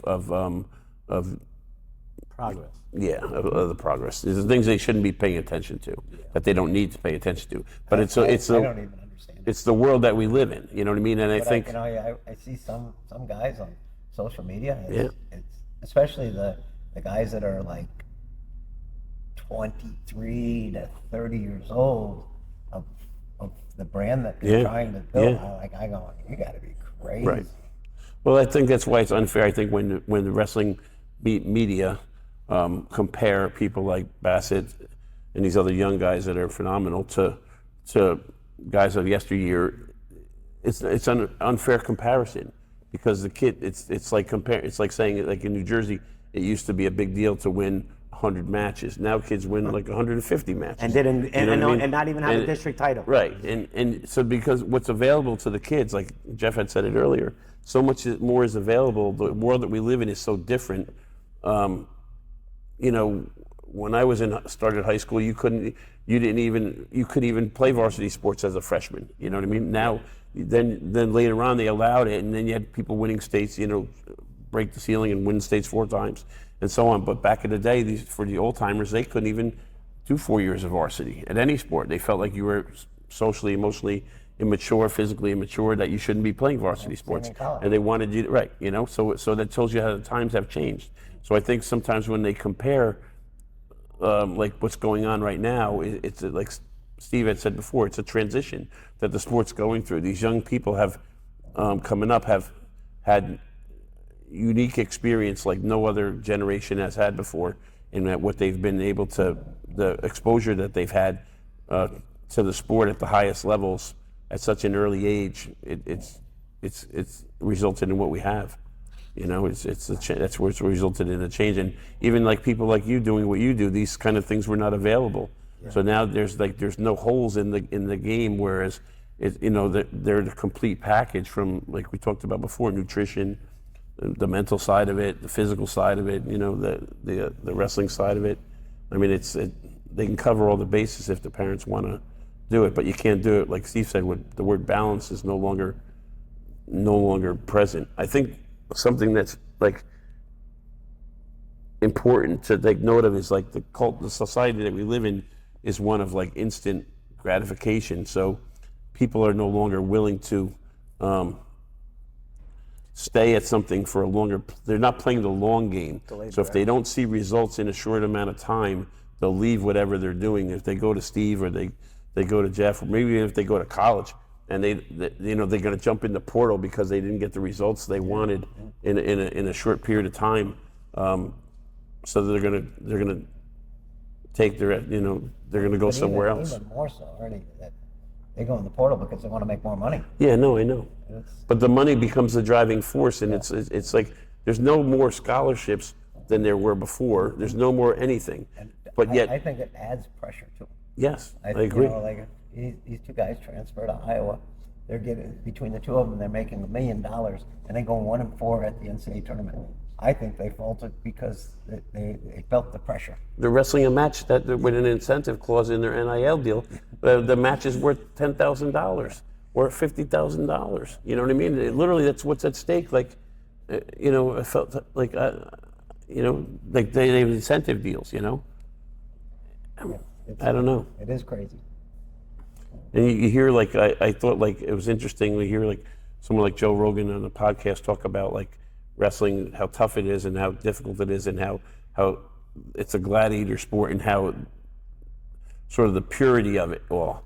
But I think with the money coming into the sport, whether it's NIL money or professional leagues or whatever it is, it's no longer that. It takes away that sanctity, that You know where else it's taken it away? because now it's what he said was correct in yesteryear, but the sport is changing now, and now people, they don't need a love for the sport or a passion for the sport anymore. They may love the dollar, and they That do dollar it is for the causing dollar. all these tournaments that you see, right? Look at the dollars. No one used to want to run wrestling tournaments.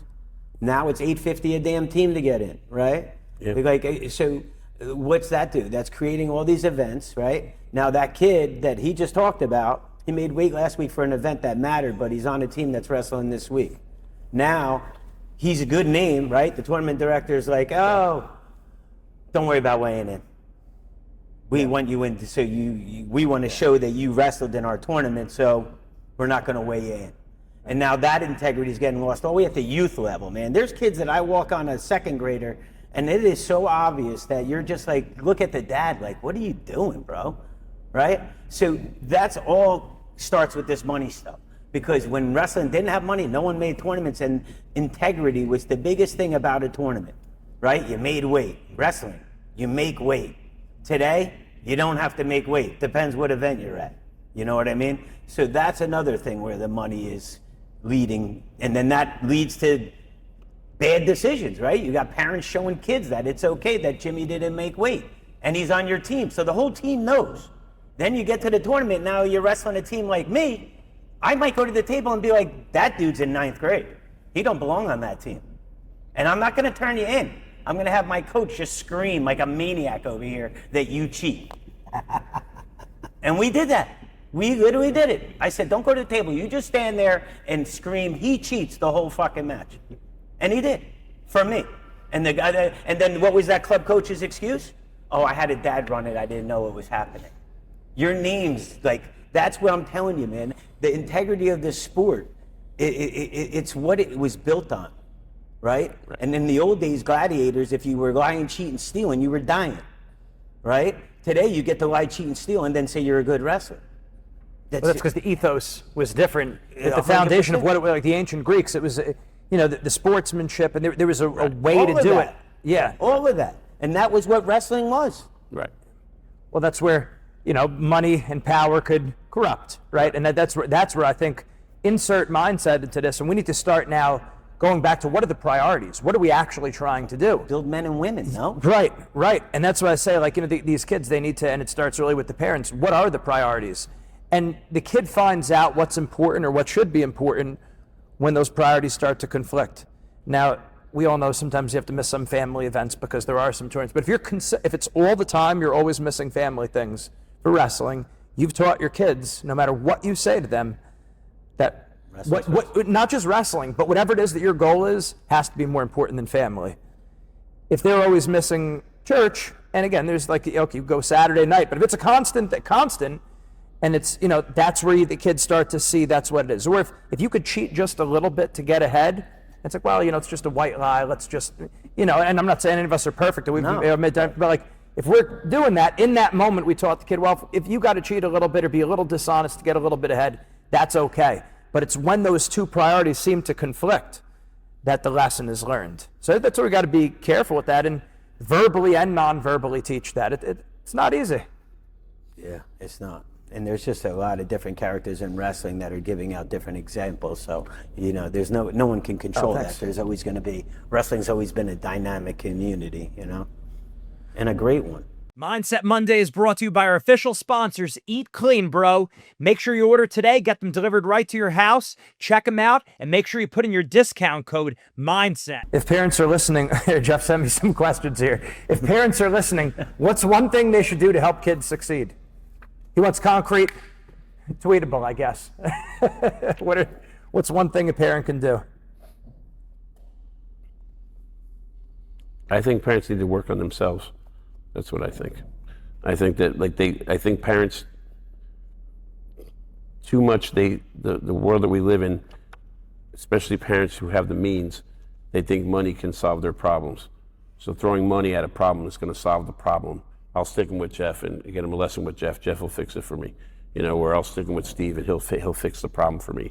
or I'll get them a mindset with something, and then on the flip side, they're undermining everything that your mindset coach is teaching their athlete, right? Or they're undermining everything that Jeff is doing.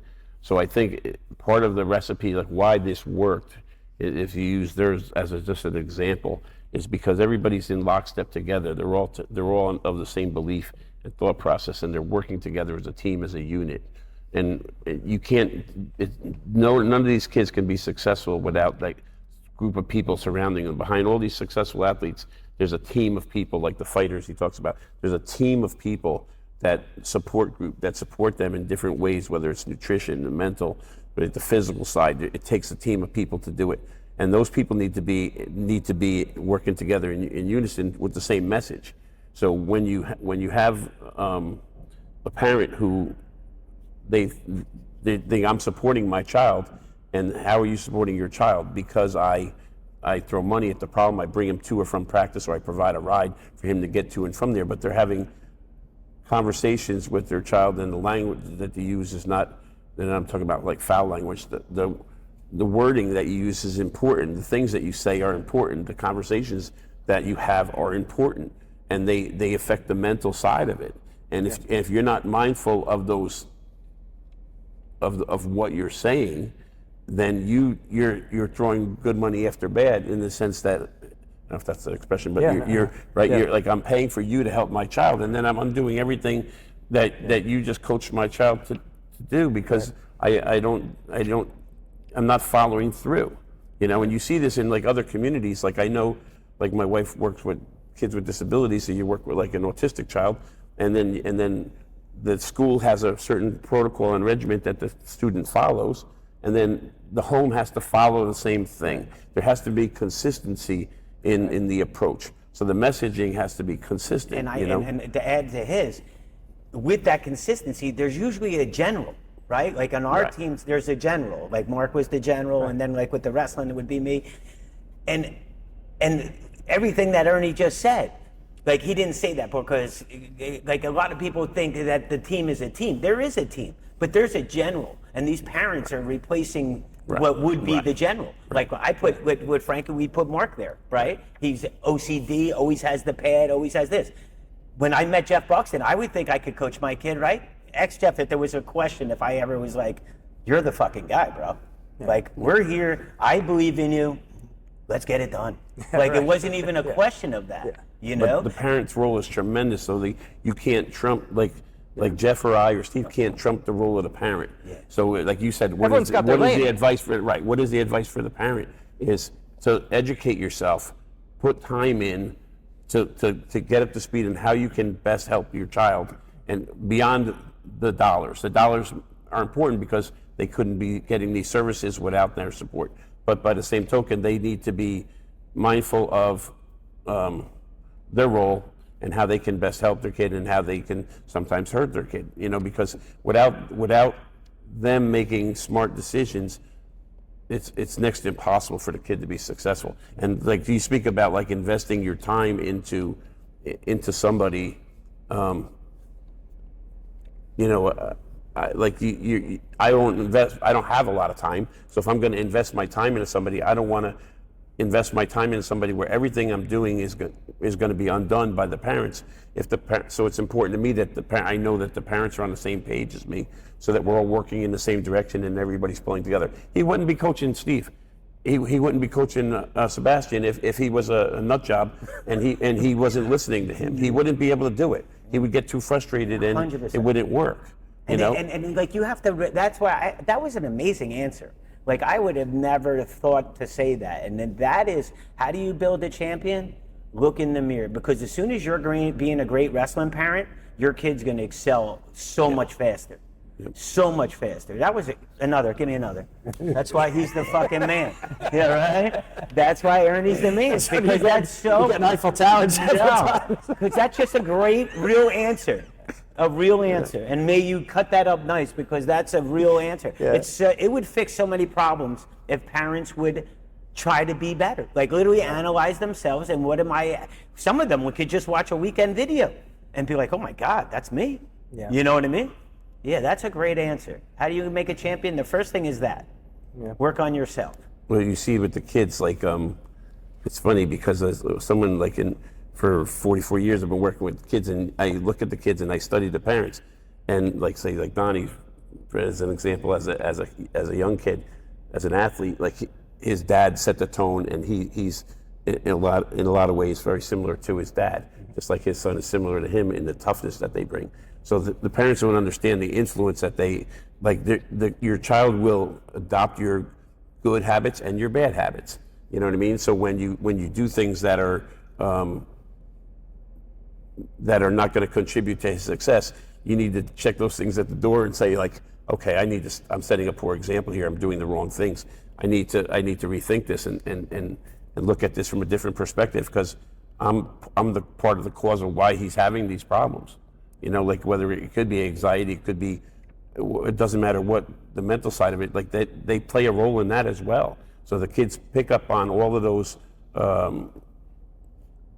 confidence things and everything. You know, everything. They pick up on all of it. So you can't always attribute it, let's say, to one parent or the other, but it starts in the home. And that's got to be a team process. I could tell you with my wife and me, with Sebastian, we have two totally different relationships with him. And my wife is the tough one. She's the one that says stuff that, right? You're like, damn, did she say that? She's the one that says that. Yeah. Like, I'm a wrestler. I don't say those things to my son. I know, like, are you ready? You ask him that question the day of a match, are you ready? Like, he gets angry at that. No, Mom, I went around the world and brought Jeff because I'm not ready to wrestle today. You know, like those kind of things that moms say. But she'll also, if he doesn't wrestle hard, she's the first one on him, like verbally on him, like what the hell, and cursing. And then I have to be like, easy. So you need the good cop, bad cop. That is a must in that too. And you have to be on the same page, because if you both dwell down the same rabbit hole, like Ernie said, you're going to mess up with confidence. You're going to mess up different things that you don't even see today that you'll notice later. And the other thing is if you're a parent and you want to be good at your kid, an athlete, go out and run. Go be an athlete. Like, go outside and go run. Your kid will start running. My kid runs, but I don't ask him to. He hates running. We both hate running. We both know it's great for wrestling. He still runs. Yes. So do I. I left practice last night in the middle of practice, and I ran 2 miles and came back to practice. It works. It's a thing. So all those things are things that, like Ernie, that's great. Like, honestly, building a champion starts with us as parents and how you develop that environment around your future champion and how you feed that. It has to be support, though. Yeah. It's not telling the kid what to do. It's got to be something. Or putting like-minded people around him that kind of brainwash. Everything from how you model, like you think about examples like in the Super Bowl, like a bad play happens or something, right? And you look to the sideline and like Coach Bell, I like to study like coaches. So something bad happens and Jeff's in the corner, right? He doesn't even miss a beat. Nothing changes. Yep. He said, okay, he's on to the next thing. What are we going to do? How are we going to respond to what just took place? The ref made a bad call. You made a mistake. You made a poor decision. Something happened that was negative in our way. He doesn't miss a beat. So the athlete looks to the corner. He sees his being. Doesn't have to be verbal. All the nonverbals are very important. So like the parents communicate. The kid reads the parent like a book. They don't even need the verbal. So the body language and the things that, like, I'll use Donnie as an example. Like his dad would be in the window watching them wrestle and practice at the end of practice, and his father would be standing there watching. And let's say Donnie got taken down, which didn't happen often, but once in a while it would happen. And he would look to, like any kid, they'd look to their father, you know. And I was very aware of like how the kids look at their parents, you know. So he would look to his father, and I would watch the father's behavior. And he would just stand there. He didn't do anything, you know. He'd give a nod, you know, and then it would get taken care of. And he go back and kill someone. He didn't have to say a word. He was on the other side of the glass, but he just gave him a look, and you know, that's all it took was his father. He didn't even bat an eyelash. He just looked at him. Dad still does it. Still does it. He just gave the nod, and as if to say, like, you better, you know, you should take care of this, and it got taken care of. You know, but there was a presence in the man, in the way that he carried himself, and the confidence that he projected that a son adopts. You know what I mean? And you get it vicariously. It's not something he said or did, or he, I think it's just communicated like, I believe in you. Yeah. I believe in you. You know what I mean? And when so many parents, like they, part of why I'm saying I'm aware of this is because my dad didn't always believe in me, right? So he believed in my brothers, but he didn't believe in me.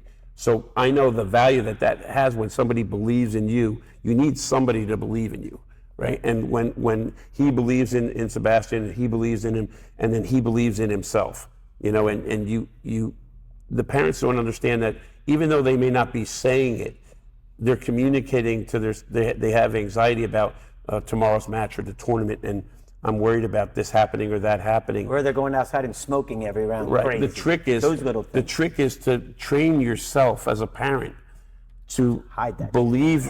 You have to believe. Right. Like I always felt like I could. Kids know I believe in them. Why do I believe in them? It's not fake because I do the work. I put in the time. I believe in myself and the preparation, and I believe in them as a result. I cannot be a fraud. I cannot phony that. So as a parent, they need to believe in what they've been providing the kid, their child, and the athlete with this background. He's prepared. He's ready. He can go out. He can compete.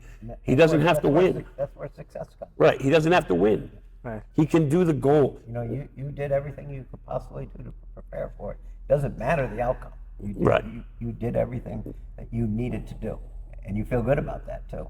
Well, the nice thing is Mr. Pritzloff is just like this. Now if the kid gets taken down, I'm laughing to myself because I speak at different clubs all over the place. Kid looks over at the dad and dad's just like, or coaching, you got to do like, get him in here, like whatever they went over at night, whatever the dad, just learned the other day.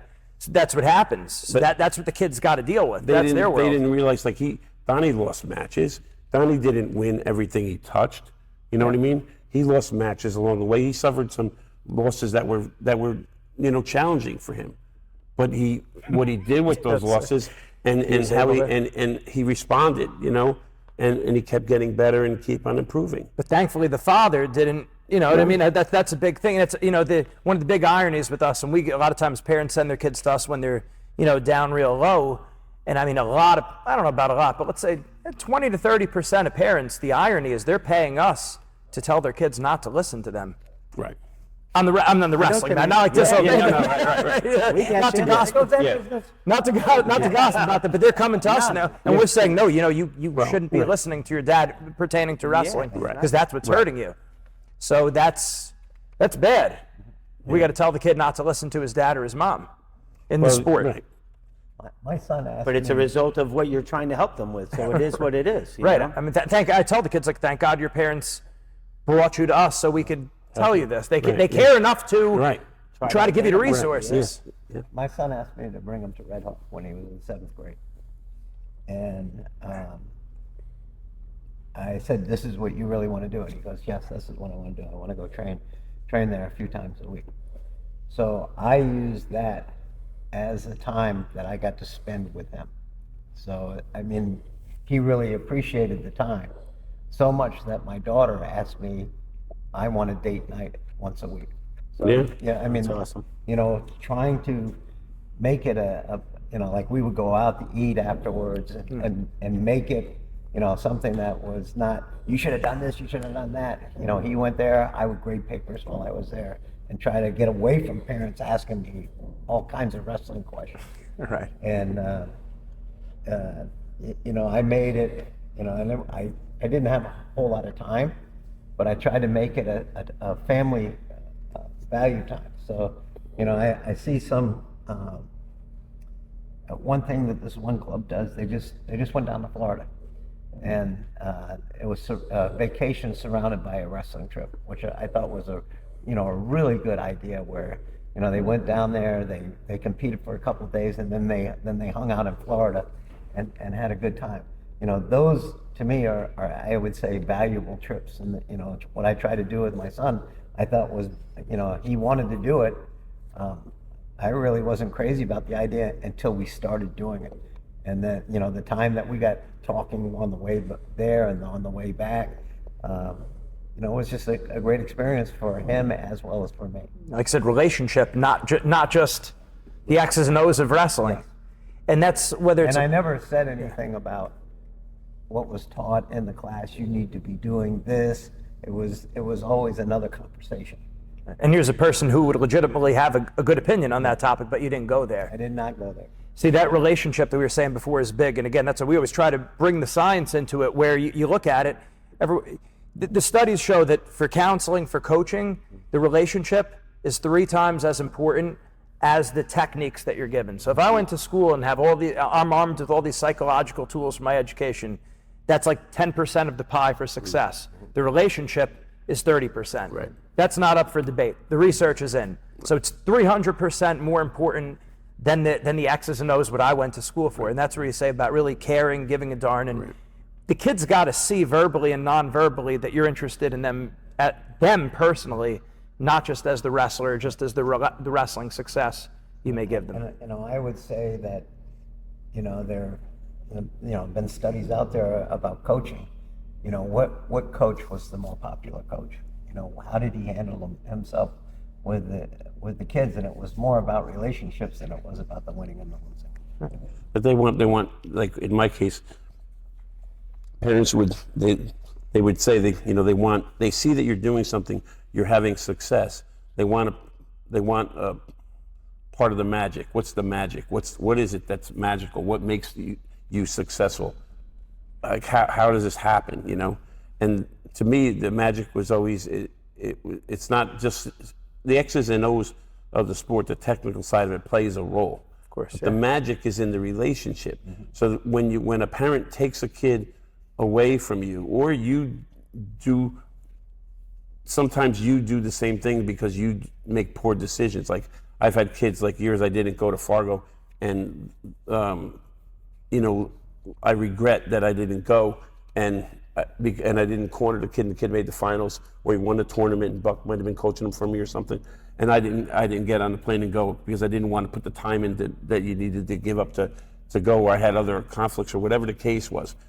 But that hurt the relationship between me and the kid, the individual, because then so I'm not worth you making the trip. Like I realize that now, but at the time I didn't realize now, it. Right. But you're right. Back then but it was.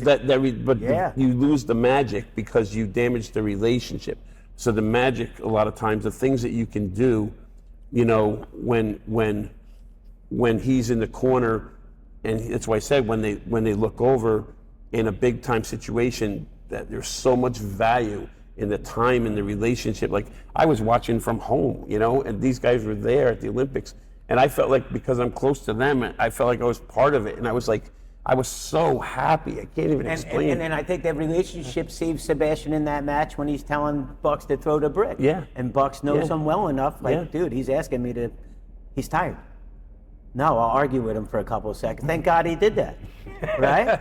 Thank God he did that. Thank God he did that. So that's a relationship to read there. We're reading each other, and I just went like this, and then I saw that he needed a breath. I go, maybe we should, but I was no way. And the funnier thing, if you know my son, you knew he wanted to argue with Bucks. He couldn't believe he wouldn't throw the brick.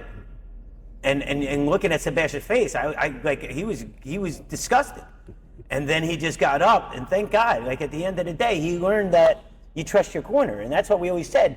That's what I mean. A lot of people don't understand that stuff, and Ernie's done a great job of explaining it today. But those relationships, that read in 10 seconds or 5 seconds of what that was, changed my son's life. He's a freaking bronze medalist.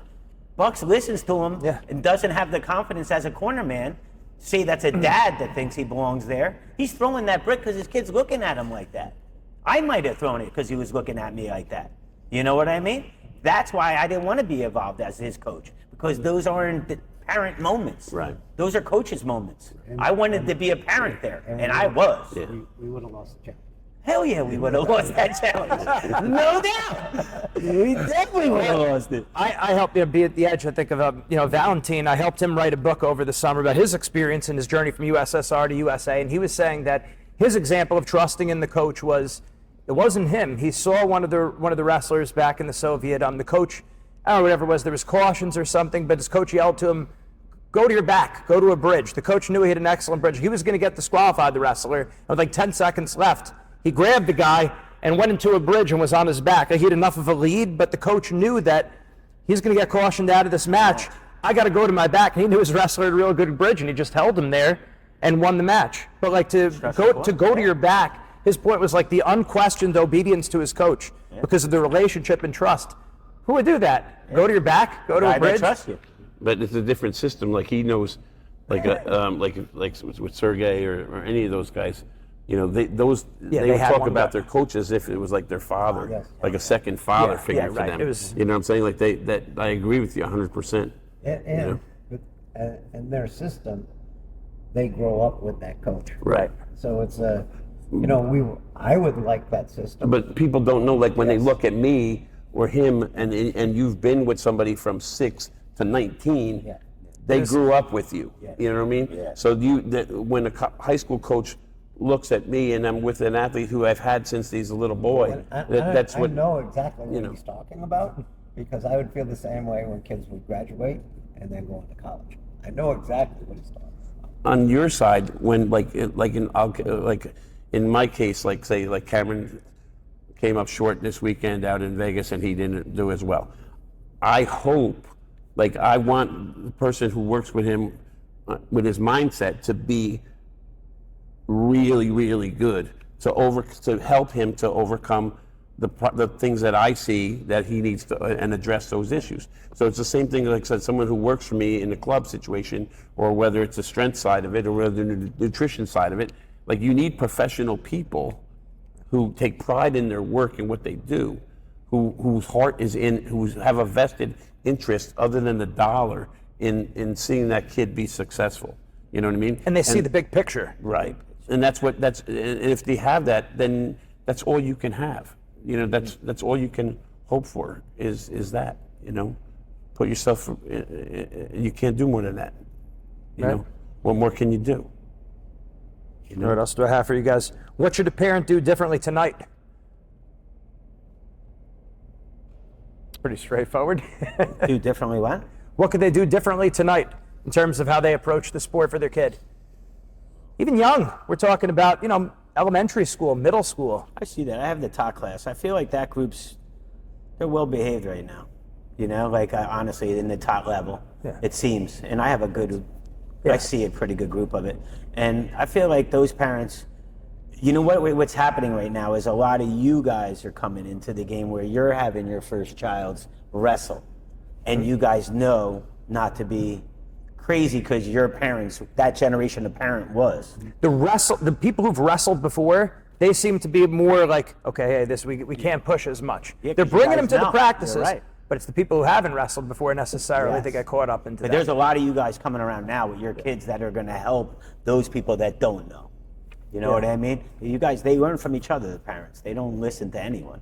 They watch and learn, fail, and then figure it out there. So some of them lose friends on the way. You know what I mean? But a lot of times, what I see is the parents, they should be picking our brain more and the coach's brain, and instead they're picking the brain of the other parents whose kids are having success right now. Well, I could say from being, a lot of people don't know what goes on at the Bassett house. We do. We've been there for 2 home-cooked meals. And they're great and everything. And what I could say is that Bill Bassett is reinforcing the same. He's saying the same things we're saying to Bo off the mat. Their mom, she's all in too, and it's just a really solid environment. You see it at their high school practices. You see it at the compound. Is the relationship, the father-son relationship, seems to be very more friendly than father-sonny. Yeah, I mean, and they're talking about faith. They're talking about big picture, and they're saying it to all the athletes. So it's not just the lesson to Bo or Melvin or Keegan, but it's to everyone. They're training. They got Christian rock on in the background. Like, in other words, they're not just saying it. They're trying to live. They're not. No one's perfect, but they're trying to live the way they're preaching. And their brand is pretty solid on that. Yeah. So it's like that's what happens when you have people that are speaking the same language. I think as a parent, they need to be aware of trying to reinforce the behavior that you want. They don't realize that a lot of times their reactions to different things send the wrong message and reinforce the wrong behavior. Right. So they have to be aware, they have to look for opportunities to be like really positive when your son loses. Right. In other words, like find all the good things, like teach yourself how to be. Find the good things in the situation and realize, okay, you lost the match, but you did these things really, really well. We've got so much better from the last time.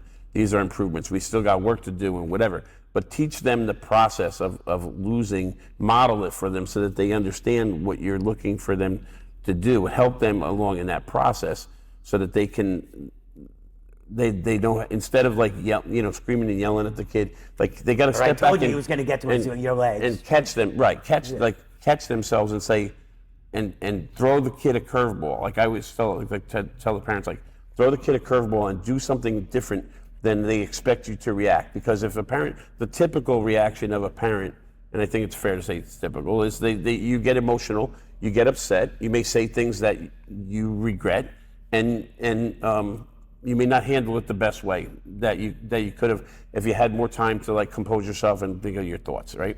So Give them something I different. would say give them something different. Throw them a total curveball and say, you know what, you lost the match. You did some really good things out there. The kid's going to look at you like, you've been drinking or something? Is there something wrong? Because you've never done that before as a parent. But it's going to change. It opens for the athlete. I think it gives them the freedom to say that, not that it's okay to lose, but I'm not afraid to make a mistake. I know that I know I'm gonna grow from the loss. I can do my best. My dad's still gonna love me, like you talk about gratitude. I turn back to my family and to people around me, my support group, after I've lost, and I don't have to worry about the world is going to come to an end because I lost in the quarterfinals of whatever tournament. You got shmoked by a shmokin. That's what I thought about our last episode that we did. You just hear that, Steve, when he said it that? Give him something that he didn't expect. Yeah. And that's where like some of this stuff though, like the losing is different today because Jimmy did go to that tournament and go 0-8. You know what I mean? Mm-hmm. Like we're talking two different wrestlers here. The guy that he's talking about doesn't lose often, right? There's a generation coming up right now that they lose more than they win. And I don't know if that is going to turn into positivity. You know what I mean? Like I said, like he said, I'd quit. Most of them, but they aren't quitting. A lot of them, what's happening is, I feel, is people are making losing okay. Yeah. You know what I mean? You're trying to balance those things because that. I'll tell you, as a father, watching my kids wrestle racket, really young, 5-6 years old this year, I was not mentally and emotionally prepared to watch that. I thought I handled things like okay overall, but like internally what I felt, and I'm on the treadmill thinking like, why the heck was I so mentally and emotionally reactive to what happened? And then to hit me like, I think my son got pinned more times this year than I got pinned in my whole life. And now I'm going through like on my notepad, like I got pinned in 3rd grade here, I got pinned in you know what I mean? I'm going through, I'm like, yeah, he got pinned more times this year than I got pinned in my whole life. Granted, I didn't start when I was that young, but you're still feeling that. Right. So that's, you're trying to balance, how do you approach all this? Yeah, as a parent, that's not going away. Yeah. Yeah, like I went through that all the way through college. I'd get morning kind of sickness when he was like, when we're at NCAAs, like I was pregnant. I'm dead serious. Like, in the morning, I wouldn't eat.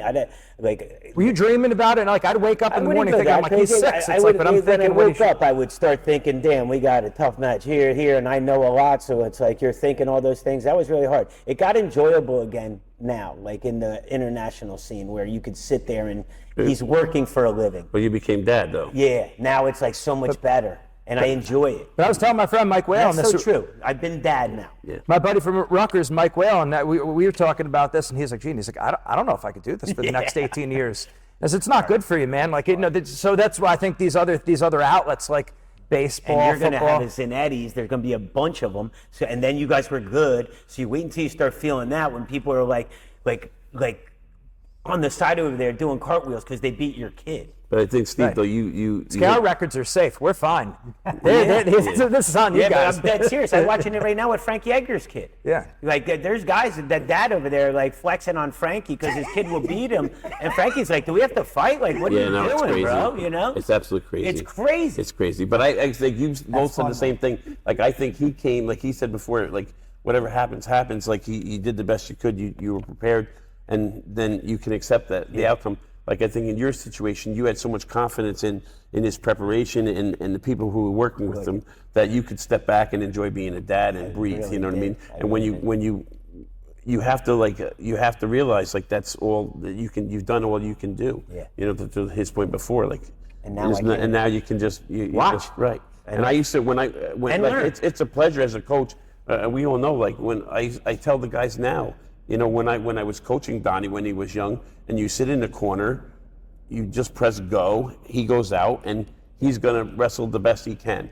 It didn't mean he always won every match, right? You're confident in the corner. But I knew every single time on a very, very consistent basis, he was going to perform to the best of his ability, and you could not ask more of an individual than that. So it's the best feeling. It's the best feeling. It's the best feeling in the world because for your coach and the other athletes.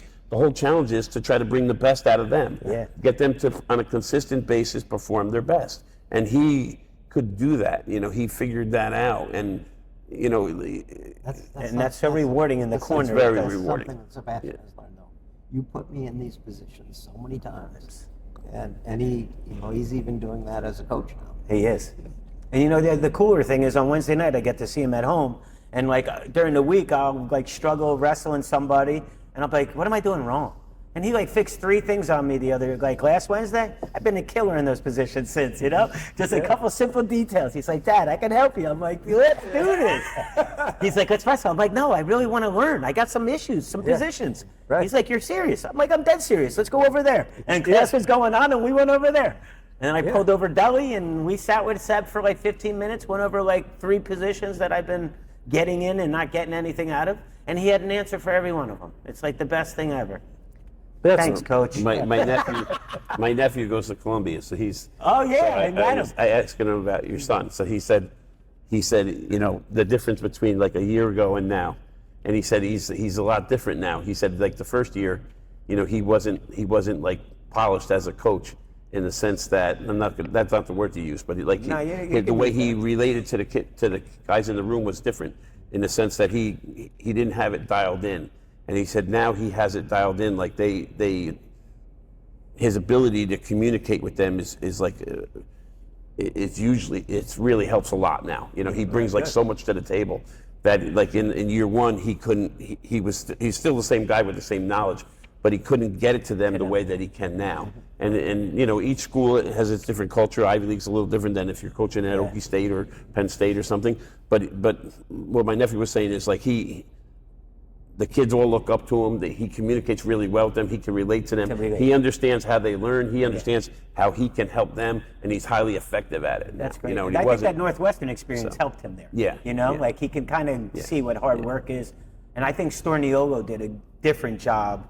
That's where Sebastian's been lucky with all different types of impacts around him. And now he ends up with 2 of the greatest, you know what I mean? So to finish up there, I couldn't be happier as a dad. And that's like looking at the big picture as me.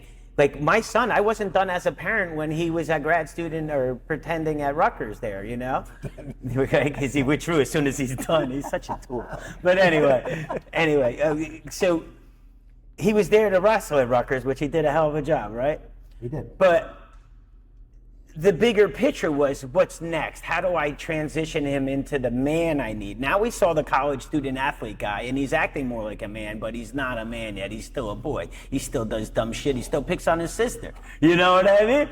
And then you send him off to 2 grown men that hold him to a standard that is different than other places he's been. And now he's walking in this role that Ernie just explained that he's kind of getting it down. And I couldn't be happier as a parent. I always looked at the big picture. Yeah. And I'm on the outskirt of it now. And I couldn't be happier with the vision I have. You know what I mean? He's a really good coach. Yeah, you guys have done a great job, all of it. And he knows a lot of wrestling. You know, that wrestling thing we were talking about before is the wrestling IQ. And that in wrestlers varies so much. Ernie didn't use that term, but that's what he was explaining before, is that wrestling IQ, it dictates so much of the process for that individual to be a champion, you know? And some people's IQ goes through talking, watching video. Some need to be touched. Yep. Right? So all of those dynamics have to be filled. And like people like Ernie and myself, We're in the business. If we can't connect with you, we're going to make someone in our process connect with you, right? That's what we do, right? At their level, they have to have that, right? They don't have that choice. You have 3 coaches. One's a lightweight, one's a middleweight, one's a top weight, and you usually have the other guy, you know?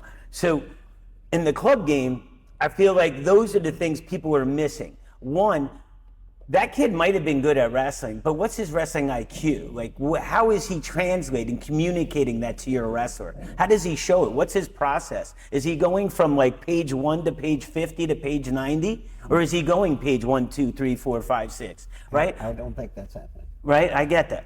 But it's because it starts at page 1, then they jump to page 200, Yeah. where they don't have the pages in between. and now you're trying to, and then that's the gap now, right? Now you jump back to page 2, they have this little idea of some shit that happened between page fucking 50 and 200, and now you jump back here, and now that wrestling IQ is gonna have, if it was a Tetris game, it would have a gap there. Yeah. And that's where the fucking dude fell through. It's like learning a Shen Wizard. And, you know, like, kids get confident in learning the Shen Wizard. They go directly to it. They turn. Yes. And instead of doing baseline first. I mean, you know, to me, that's crazy. Crazy. But Crazy. that, you know, that's getting confidence in that one position. But you need to do all these certain things before you go to that position. 100%. Or you're going to give up a takedown against a good kid. But why does that happen? Because people thinking immediate success and win right now. If that's the case, jump to page 200. But if you're thinking about linear development in anything, Fundamental. we're talking about math, we're talking about learning any kind of skill, you need to build a master. It's also a system. Right. And if you don't have the system down, Right. and you're picking and choosing, like this is, you know, like when kids club hop, they're getting this system, they're getting this system, they're getting this system, and where does it help with their development? I'll give you an example. When Dave got out of college in Espo, he was helping me out. And one day I wasn't at practice, and he was covering for me. And I came back the next day. He would tell me what he covered. You know, I would give him like an agenda, and then sometimes he would add his own like flair to it. You know, so he comes back and he tells me, I did what you said. I covered this, and I showed him this. You know, and then I said, why did you show him this? And he's like, well, what's wrong with that? And I said, the problem is it was something like a clinic type move, like fancy, you know? Yep. And I said, they're not going to do this if you show them that you gave them the ice cream before you gave them the meal, right? I said to him, you gave them the dessert. I said, I tried to like make it so he understood. He was young, right out of college. I say, their eyes lit up when you did that, like the fancy stuff. They're never going to do the baseline defense that we were working on, trying to hammer into them because you showed them You showed them the toys, you know, and he had the, you know, but he was good at the toys. He was like Corey, you know. Do you want to do the stuff like that? And the kids, you know, their eyes light up because they saw that. But it's the same thing. There's the progression, and you can't introduce those things into the equation like too early, because then, like you said, you go from page 1 to 200 and you skip everything else in between. But yeah, I guess here's the difficulty that I think about, because yes, of course, I agree with that. Just to think it's sometimes people, when they see something, it fires up the imagination, and for a lot of these kids who weren't as excited, Right. It's kind of like we tell the kids, don't focus on records, rankings, seedings, and predictions. And as a general rule, that's good when you're going to perform. Don't get caught up in that. But sometimes you need to light a spark. Look at this wall. You want to be on that wall one day. Right. You know, that's the motivation, right? So it's a tough. When do you sprinkle some of those things in, or is it maybe, you know what, stay disciplined with that, throw ice cream in a different way, maybe through dodgeball or something. You know what I mean? There might be different theories towards that. I'm with Ernie in those, like that's old school stuff like that. Like Ernie probably doesn't teach a headlock. I don't either. You know, like stuff like that. They don't. But nowadays you're seeing Luke Wood, they'll hit Spencer Lee with a headlock, right? You don't think every kid this week wanted to learn a headlock? You know what I mean? Right. So like it's all that kind of stuff like Ernie's saying, and trying. The other thing that makes it hard to stay in a system if you don't have a system. That's what I was going to say. That you have so many different kids wrestling at different levels. So if you work at the slowest speed kid, you're hurting your best kids. If you work at the speed of your best kids, you're hurting your worst kids. So It's tough. But it's really not when you have experience like us. You know where you're going to cut that out and where you're going to jump and move to try to close that gap. You know what I mean? I look at, like, honestly, in my mind, I'm always thinking September, fresh start, right? But the year never ends, right? We wrestle year round. But when September comes again, I start with stance of motion again. Just because summer's over, everybody's getting back, the rust off. And don't get me wrong, the clubs are busier than you've ever seen them, right now in the summer. Are you kidding me? It's crazy, this wrestling thing these days. I used to close in August, right? Just so we had a month off in the year. Now, I'm adding extra days free in my membership because if I don't have it, they're going to another club that day. So instead, I added it to my schedule. Close in August? No. You don't. You can't. No. You used to. Yeah, because we were crazy. smart. They all want to. Right. Yeah. Exactly. Yeah, and now they make it. The other thing is their freestyle, Ernie. The last week of August, first week of September, I'll close. But if I was open, they would all be there. It's crazy, But they want to take the breaks at the wrong. There's no thinking behind their calendar. You're right. Like you and I had talked about that. When do you think their break should be? I used to take August off. Right. Right. I agree. And they ease back in September. Yeah. See, I think part of the process is that like was- something valuable. That Fargo was in the For the, calendar. Yeah. So that was For the parents. a big part of the program was getting guys ready for Fargo. And that's a huge thing now in New Jersey wrestling. It wasn't like this in the shore, but in the past. Now it's like the biggest thing. Look how many kids went out there. The schools are helping that, like some of the high schools. But in general, there was young kids that went this year. You've always done it, What? Like preparing people for the Fargo, for all that specific stuff. events. Yeah. I think like the point I wanted to make was, if you don't have like you see this, I think it's more, and Buck can speak to it more in the college. It's more, you see it with the highest levels more, but if you have to have in place a means to like a recovery, the same way like your muscles recover, your mind has to recover, right? So like you go through practice, it's so hard. Let's say at the collegiate level, you work really hard, you go in a tournament, you get smashed, you lose, and you're on a bad streak, you're not having the success that you want, you're not meeting your expectations. If you don't have a mechanism in place that can refuel the tank and get you back to the right place, you can't on a day-to-day basis go back to work and have quality practices because you don't have the mechanism to recharge the batteries, to drain the tank again. Because every practice you're emptying the tank and you're putting it all out there on the line. You're giving everything you got, and especially at the higher levels, it's very difficult. So then if you end up coming up short, the more time, like college athletes will come up short, guys who aren't necessarily in the lineup or trying to make the lineup, guys who are in and out of a lineup or fighting to be in it, or for a spot, and it could be at any team, the highest level teams to the lower teams. There has to be something in place that keeps them coming back each day and being able to generate those quality workouts so they continue to progress. So if they don't, that's a mental thing.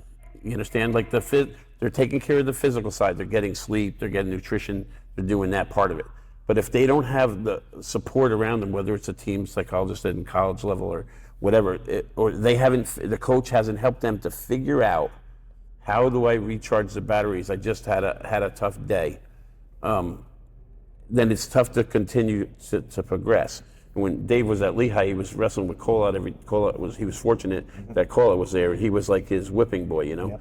And he would go there and practice with him, and Cola was training, and Dave was his partner, and he would call me up and he says, I've been going with him for 2 months. I haven't gotten one takedown yet, and he goes, my body is beat up. He physically beats me up every day. You know what I mean? Like I'm giving it everything I got. I'm doing the best I can, but this is brutal. It's just brutal.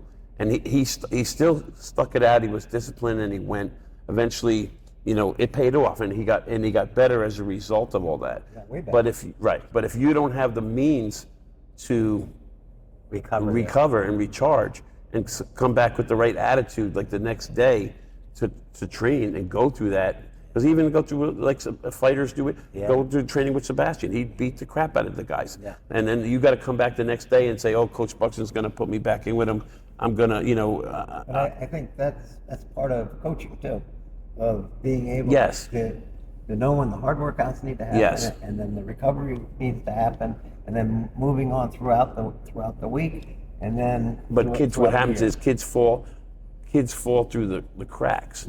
So you have like, I've had, you probably when you were at Blair had the same thing. Like I've had kids go to colleges and then they're a freshman in college, they end up wrestling with a national champion every day and he's beating the snot out of them every day and the coach doesn't recognize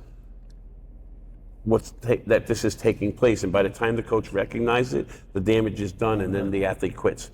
The love of the sport Yeah. just got beat out of him, did. and he does it intramurally or he takes up rugby or something because he needed somebody there to walk him through and navigate through that period on how to. That it happens to everyone. How to it's reset. really what you're telling them, right? It happens to everyone. This is Right. what you're doing, Right. Right. Like that's Bubba, right.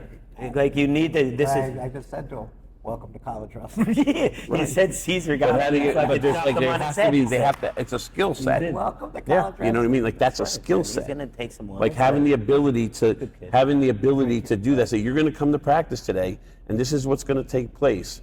And most normal people would be like, well, that doesn't make any sense. Why would I go through that? Why would I put myself through that? Right? Who would do that? So then you have to find a way to say like, so you're telling me that I'm going to come here. You expect me every day to get up, come to practice, empty the tank, do this, do all these things, and I don't win any matches. I don't even start varsity. I don't all these different things. And if you don't have the way to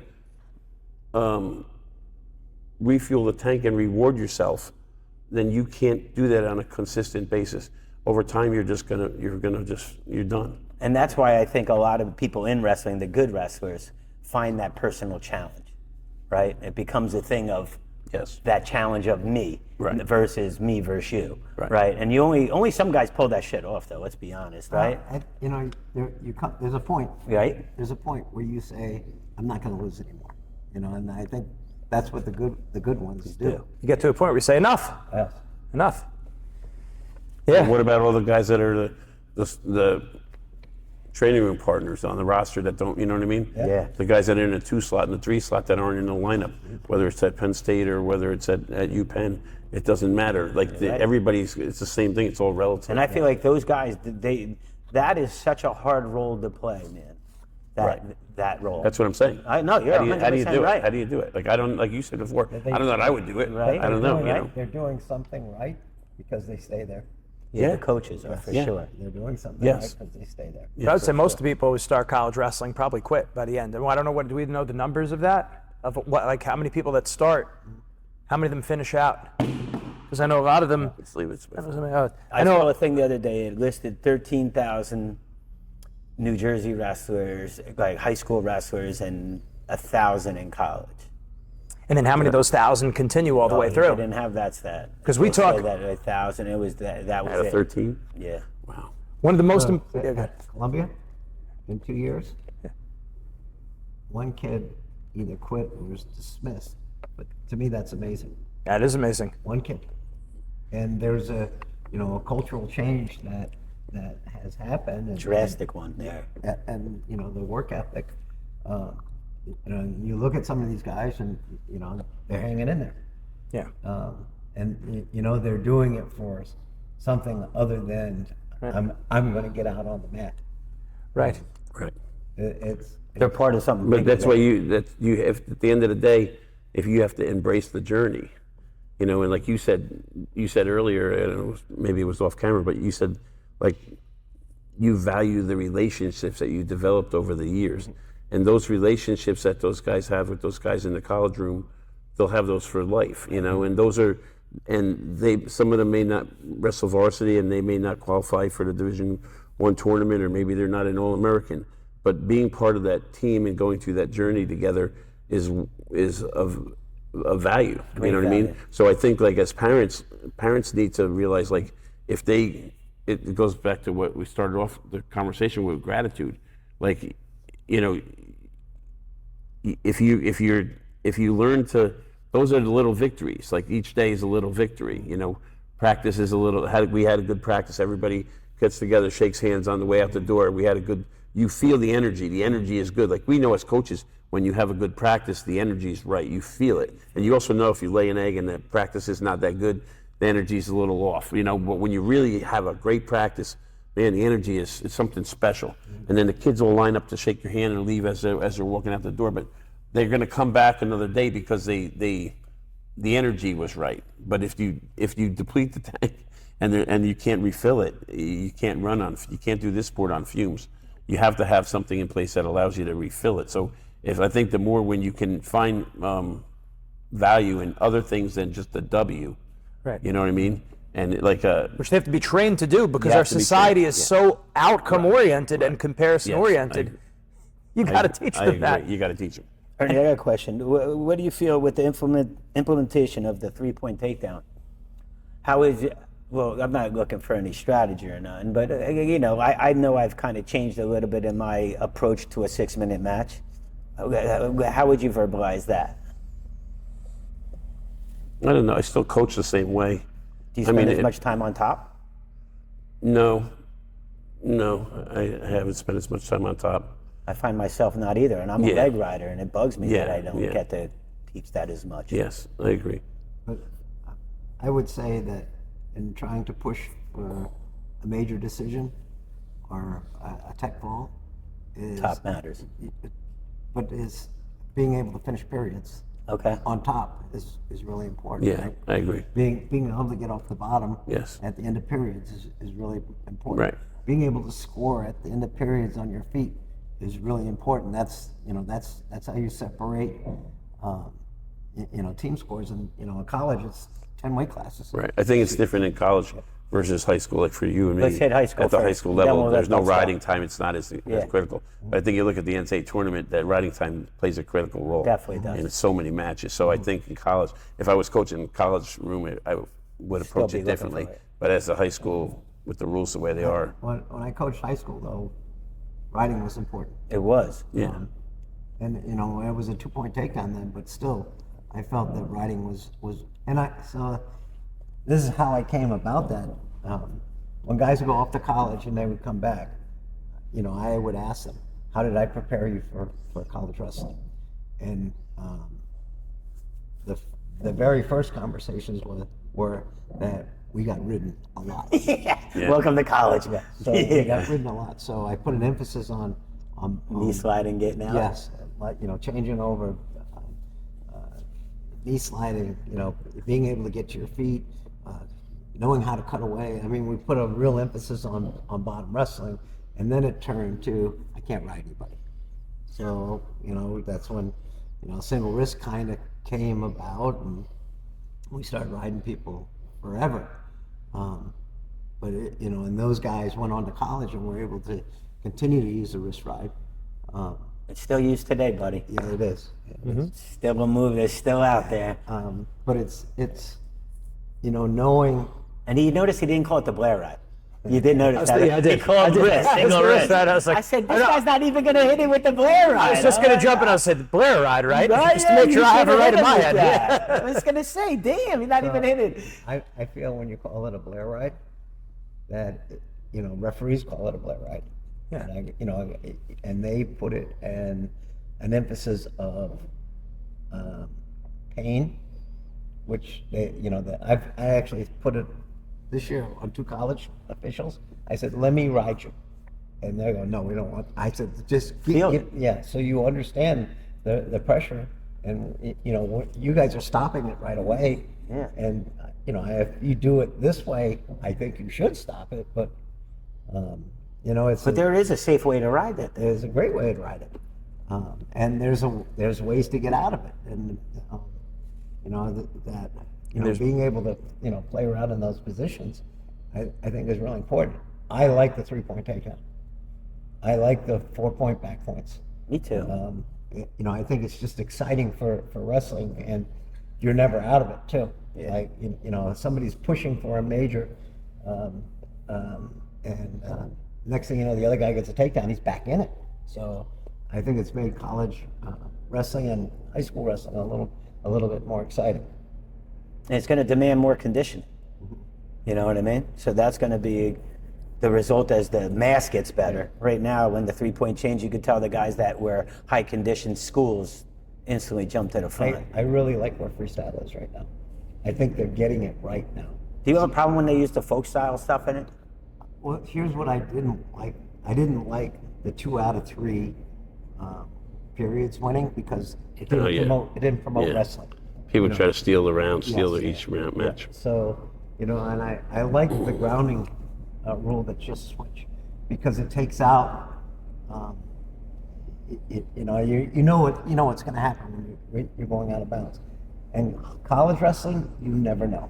You're going to get hit for stalling. Yeah. You just, really don't understand that. You think they should move it to a point for college? I think they should. Me too. But You, Ernie?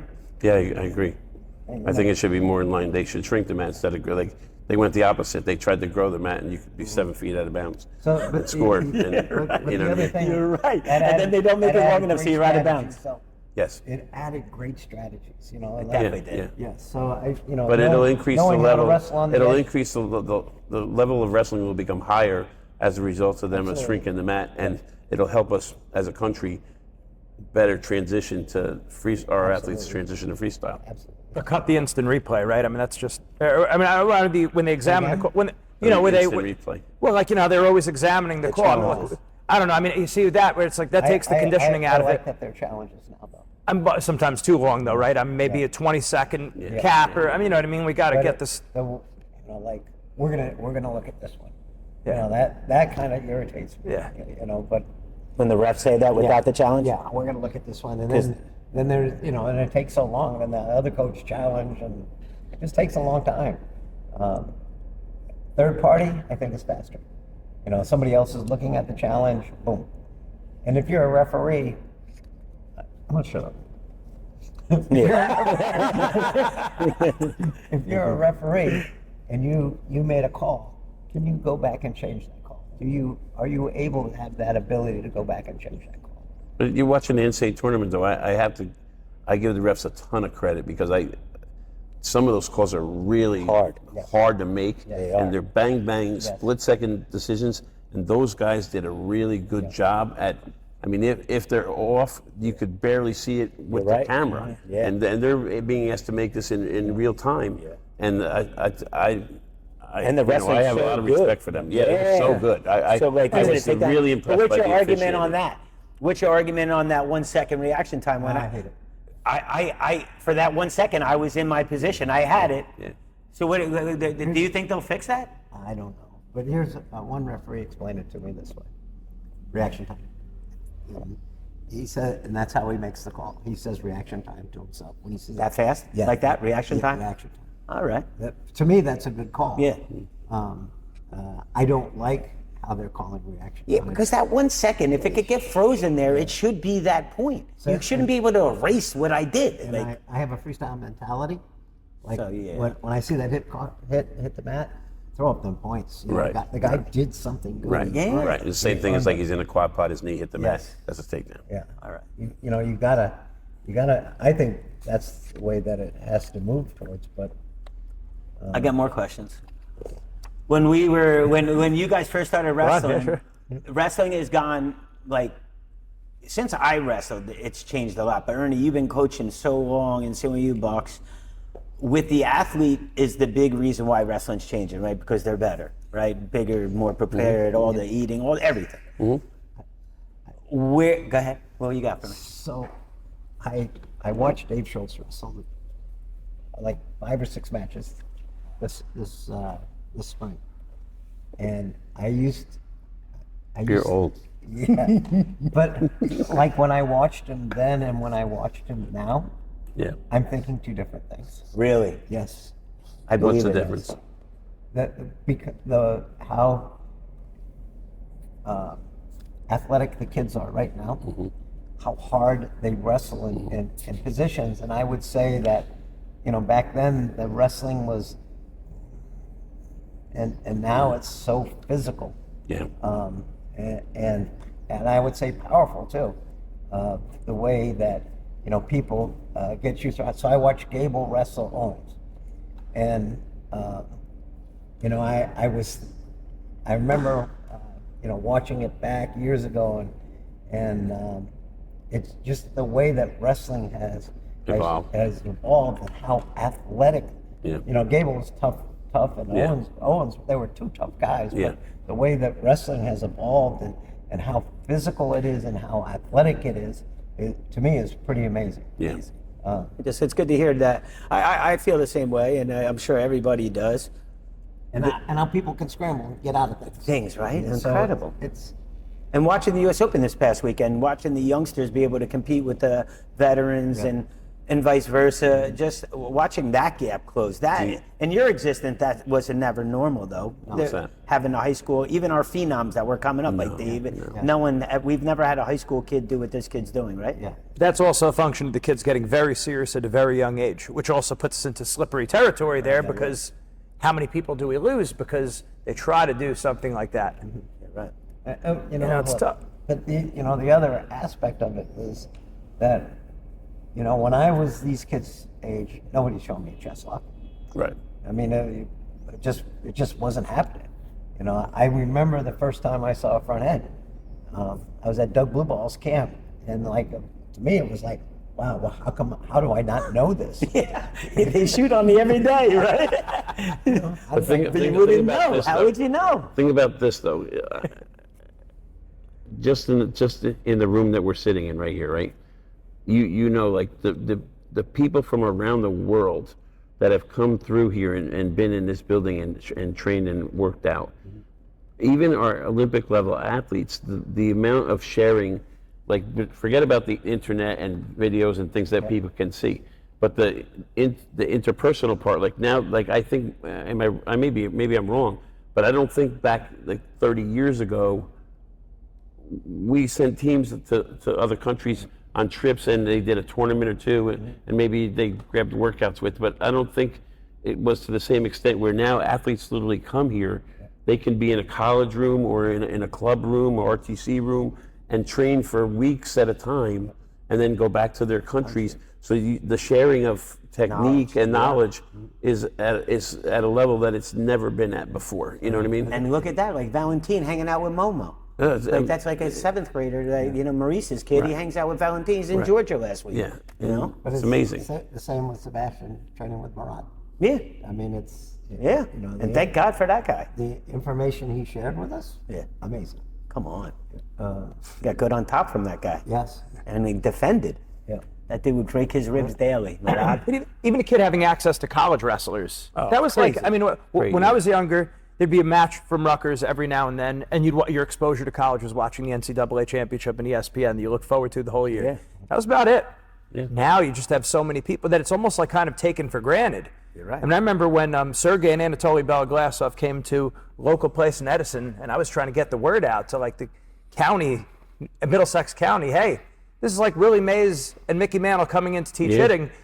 You should be at this. And then when I attended the Middlesex County coaches meeting, I said, that was terrible. The showing that we had when we had those. People didn't know. Right. I think they know better now because of the internet. They know who these people are. Yeah. You can hear younger kids now talking and rattling off, Russian names, Iranian names, and hey, did you see this match? I mean, Japan. It really is Right. phenomenal that how much wrestling kids are watching these days. Right. Which is a big benefit of social media. But on the other hand, that could throw you off too, because you're always keeping up with the Joneses. You're watching one parent argue with the other one, fighting back and forth. And also a kid now, it's like if they get hit with a crazy move, their picture is going to be on there. Like, think of some of, it's going to be all over the place. Wrestling parents, if your wrestler is underperforming in matches, overthinking or losing to guys they should beat, that's not a technique problem. That's a mindset problem. Wrestling Mindset is the #1 wrestling-specific sports psychology program in the world and was the official mindset partner of USA Wrestling. Postseason is coming fast. Don't wait until after a heartbreaking loss to fix what's holding them back. Go to WrestlingMindset.com and sign up right now for your free mindset consultation. I kind of use it differently, but knowing that there's going to be a rule change, I watch the Asian Games, and it made me feel better about understanding the new grounding rule They're doing it differently? Explain that. So like, you know how people would drop down in the zone? Yeah, right. Okay, so now if you do that, it's just going to be 1 point. Okay, yeah. So to me, it's a good, it's Change. It is a good change. And People, that's their way of stalling in freestyle. yeah, Yeah. You know, and if there was a stall per se. you know, and it's making, and it's something that I always try to teach Sebastian is being able to wrestle through the zone, Zone. and you know, being able to turn somebody, and you know, now you really have to focus on, you know, what's happening with a shot that brings you into the zone, and being able to wrestle out of that. Change that direction quick. And you're seeing the guys this weekend, man. They're throwing their bodies way out of there to get that off the line in the zone when you get that good shot against you. Yeah, wrestling is pretty amazing. I think that's a good rule change. Really good rule change. Even though it affected Bo Bartlett in one of his matches at RAP. You know, they kind of changed the rules as it went along. On RAF. Yeah. Yeah. And you're gonna watch. Frankie's gonna be wrestling Marab coming up. That's. Is he excited for that? He's Frankie, man. He, you know, he loves to compete. He doesn't have to get punched in the face. I'm sure he got a decent paycheck, right? Maybe he's gonna want to punch us. Yeah, like I think that's what he's excited for. That you know he gets to compete and not really have to take any damage, even if he loses. You know, if he was to lose, you know. So he is. You know, I feel like Sebastian's like some athletes love to compete no matter what. You know, and you can't take it out of them no matter what they've earned. And We're gonna get him on one of those. oh, he's coming. It's coming. You know. I do like the ability to go to the PWL. No, that would be so neat. Yeah. Unique. You know. And we're trying to get Sebastian matches in the RAF and the PWL. Us. Yeah. Well, Good. No, he was supposed to go out and wrestle this week out there with these two, and then it was too close to the open, so he kind of withdrew himself. So it's coming. But now Raph, he's in talks with Raph. He wants Woods. Woods is kind of Woods is Izzy's guy. So you know he's like 1 and 2 right now. He's not going to be looking to give him. I got a feeling he's going to be wrestling like Clay Guido next to get a W. You know, real Woods. I'm serious. I mean, they can't have him going 1 and 3 if he loses like to anybody. Yeah. You know, he was the belt holder. Yeah. So, yeah, they're going to have to figure out something for it. I said what's got to happen is we got to eventually have the Olympic champ get the belt in RAF, you know, and then it's like, all right, well, now this guy's the linear champ. It's like, so if someone else wins, well, he's got the belt. This RAF thing's awesome. It's a great little thing. What do you think, Ernie? Where's the money coming from behind it all? No one understands it. They say there's no way it's real American beer. So that's what everybody's saying. It ain't the beer. So you got to wonder, but maybe the WWE, because isn't it owned by TKO, who's owned by WWE? Yeah, there's lineage that goes up to the WWE through companies. You know, I don't think they make enough. Oh, I believe it. They're paying some guys well. Yeah, but they're not, you know, is there that many people watching it? I know, I wonder. I watch it the next day on YouTube. Fox Nation? Oh, you watch it the next day on Fox? Yeah. Like on Fox Nation, I see. I wonder how many people. And the audience last week, some guys went. They said it was a great production. They went all out. Philly. We were out there. Yeah, it was awesome. They said it was. Yeah, all bells and whistles. They didn't hold anything back. Right? So, Cool. yeah. And how does that? It's interesting to see how, like, when you combine that aspect of the sport and the NIL and the money, you know, the financial side of the sport, how it all impacts everything. Is sort of interrelated, you know, or like because like what the younger generation doesn't understand is that the, you know, wasn't too long ago that the guys before them, they weren't able to sustain training and staying on the circuit because they couldn't make a living doing it. Now you have everybody's pushing 30, in their early 30s, and they're still competing, still in the circuit.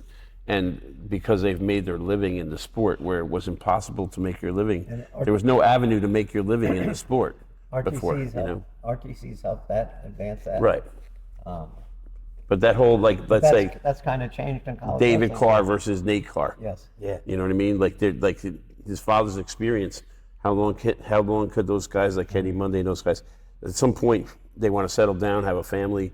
You can't live the lifestyle of an athlete and train like that, you know? Yeah. So now, like, these guys are making an income off of wrestling where they can stay on as long as they want to stay in, you know? And Uriah showed up with a man, like he said, I got the dad bod. He even said it. He's like, I didn't even train. Like, he just came to wrestle. He goes, I train all the time. I just wrestle. Well, very few people could sustain, right? How you have to, that's when and it all ties together. It's like he said earlier about education, you know what I mean? So if you haven't been minding your P's and Q's and you don't have the education or something to fall back on, when your career in wrestling is over, what are you doing? You know what I mean? Where are you? And that's why people need to look at this bigger picture that we talked about earlier. And Buxton said the first thing they should be worrying about is education.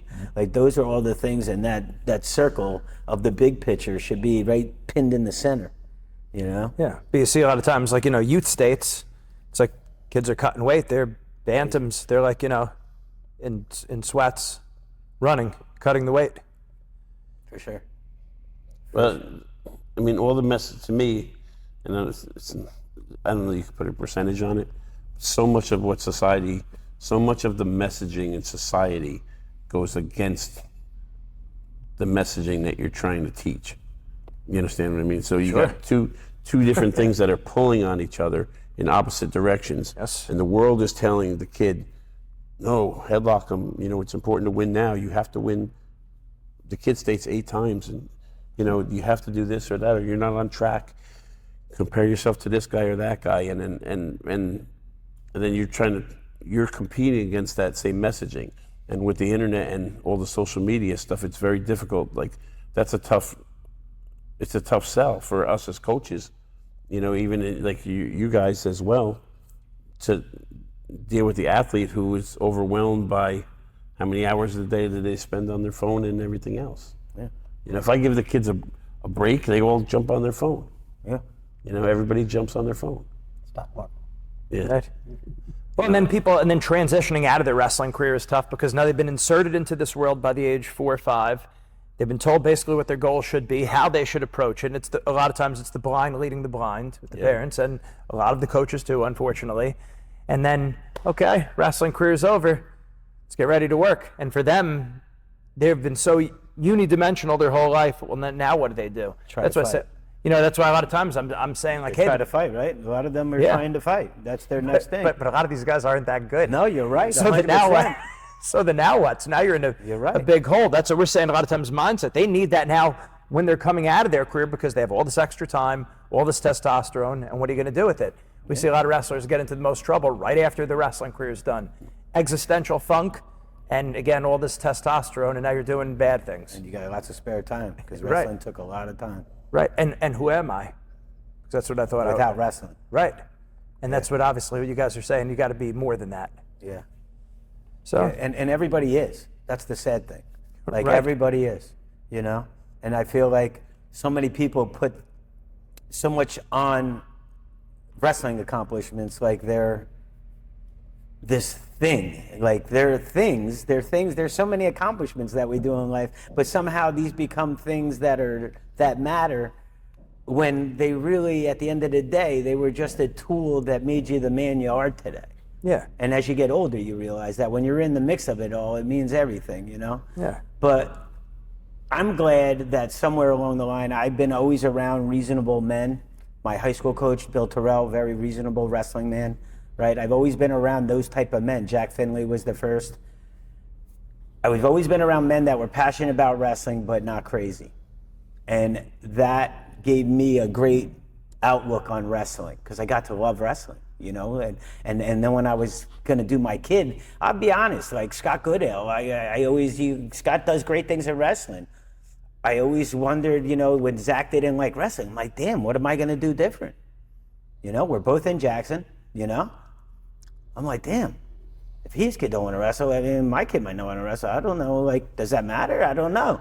And I felt like Scott handled it so well. Zach's a great young man, and Scott Goodale handled it like amazing, And I feel like his perspective around me, just watching how he dealt with that, Jay Nace, how he is as a dad, and the way his sons wrestled, and all these guys, I feel like he had good, reasonable men around that I could make reasonable decisions with my son by the time I was there. And I'm very thankful for that. Well, we're looking at the big picture. We're looking at perspective, and we're looking about reasonability. I guess, how does a dad or a parent that's trying to navigate the waters now, how do they, maybe it's a good place to leave it off, how do they spot a toxic environment like this club environment should not be for my kid? And not necessarily like the place itself, but this coach might, the way they're doing things, they should stay away from that because that's going to hurt them long run. What should a parent be on the lookout for, maybe? I think, in my opinion, of what I'm watching is that splinterism, like in the lounge, where those conversations are not positive about what you're doing for their kid, right? I'll hear from other parents, well, this parent was saying this shit to your people in the lounge. I'm like, really? Okay, I didn't know. And then that starts a group now, not everybody, right, but it will start a group that will start to question things, right? So that is something that if I'm in the lounge and you're hearing tons of shit like that and it's not getting addressed, yesterday I have a great example. I have a young third grader getting picked on by a sixth grader in my class. The kid goes out and tells his dad, I don't ever want to come here. And every day this kid's so happy to be there. His dad called me out in the middle of the practice and I'm like, dude, I don't know what's going on right now, but he called me out. I walk outside, he tells me what's happened. He's like, how are you gonna handle this? I'm like, stay right here. I go back in the room, like we're a family, you know what I mean? And there's no way that man, he called a friend of mine last night and he was so impressed with how we handled it. But like if they're not sharing that knowledge to you, that stuff's going on in your lounge and that splinter cell starts, like in the past, I've had to ask that splinter cell to leave. Yeah. So that in there, if you feel like the splinter cell is saying good things and they're working against the system and their kid's good, those people are not good people, right? Obviously, because they're not appreciating how their fucking kid just got good, right? So if you hear that stuff, that's how I would do it now as a club owner. I want to hear what you got on that one, Ernie. Jeff's side, no. He's going to be like, yeah, I didn't like that guy before he got here. Instincts home. Yeah, Jeff knows a lot, bro, and he feels a lot. He gives me people I haven't known or people I was going to meet. He gave me insight on some things in life, and since I've known him better now in the last like 5 years. Honestly, he is there's not enough said about old men and the wisdom. No, dude, you got me by like 5-10 years. Like the wisdom that we gather, and that after like I'm 57 this year. At 55, you start to get that fuckings, like where you like really start to figure that out. You know what I mean? When you're at his age, you're past that. And you really appreciate things. Feeling that. Yeah, he's so good at being what he is. Like I give him so much credit at that. And like me, I find myself changing in my club, like because of the times. And Jeff is still the same Jeff I've known for 50 years. You know what I mean? So like, there's a lot to be said for the trueness of that, and where he's been able to put himself and stay into that.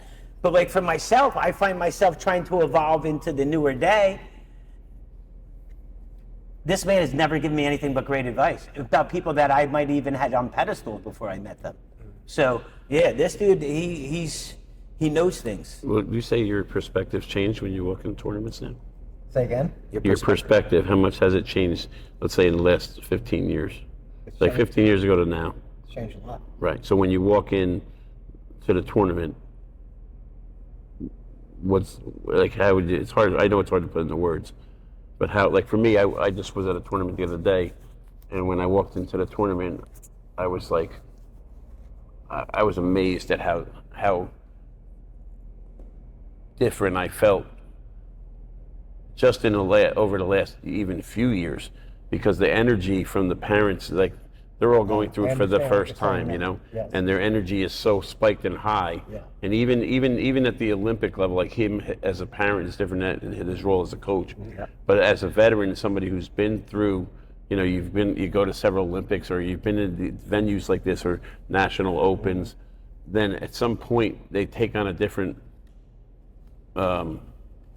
just resonate with you differently when you're there than when, like the younger me being there watching all those guys we were talking about 30 years ago, much different perspective than I have now. It's night and day.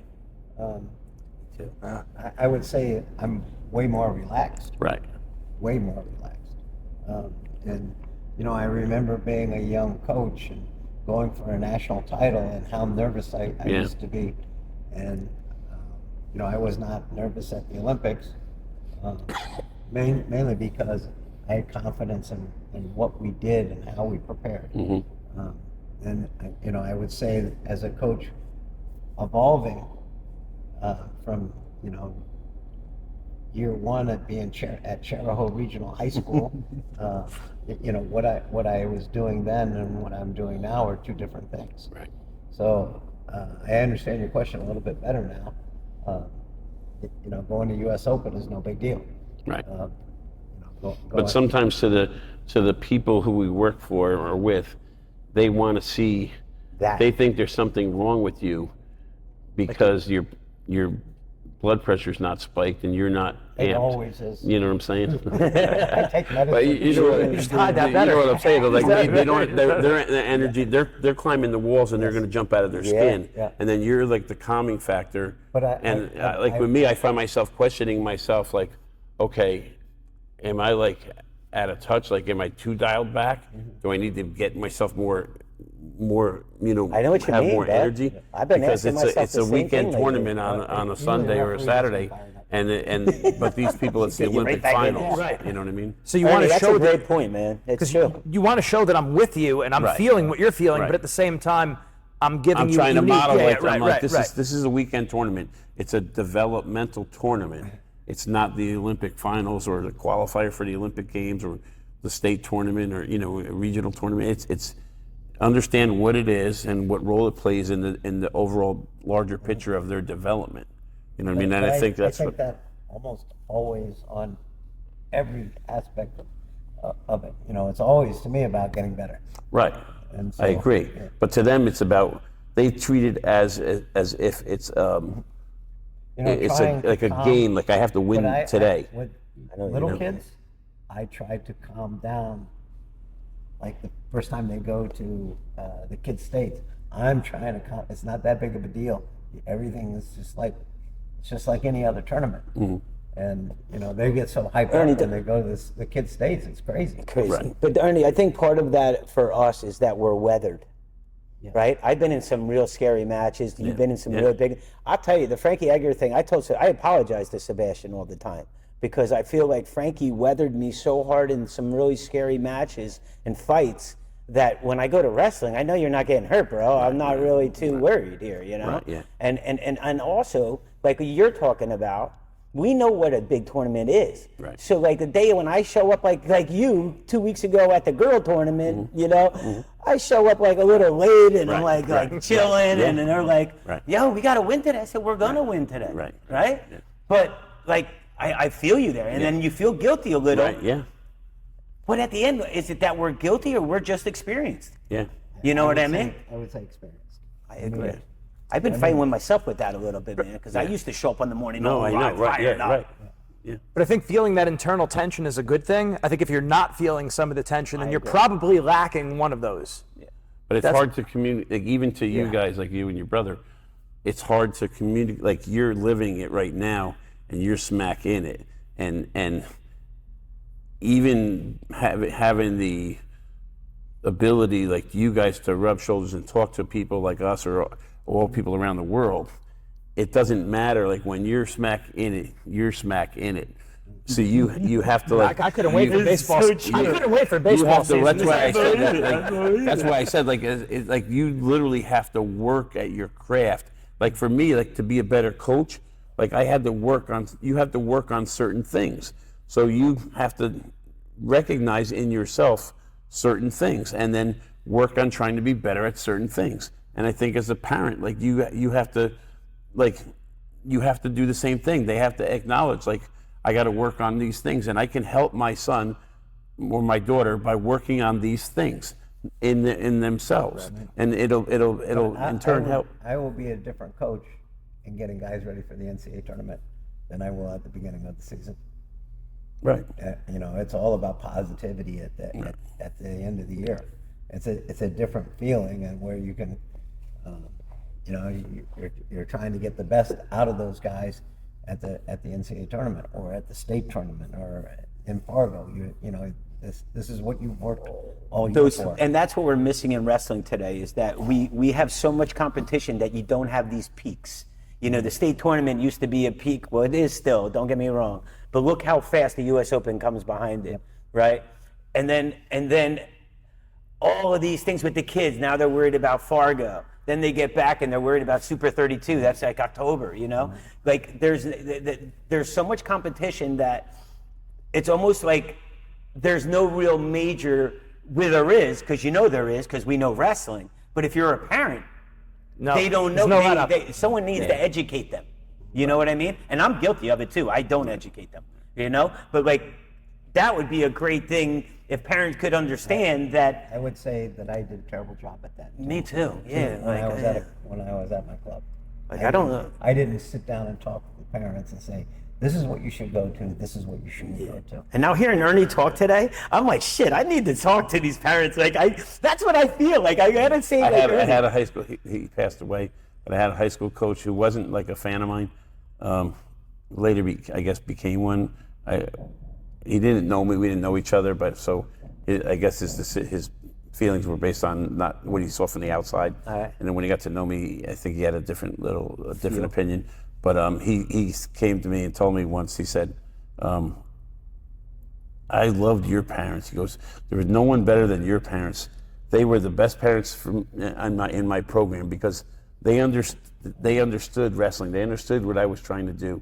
They kind of stayed out of the way, but they had an understanding of what the coach's role was. You know what I mean? But that's part of like my setting out to try to in order for me to have success with the athlete, I couldn't be successful unless the parents were on the same page.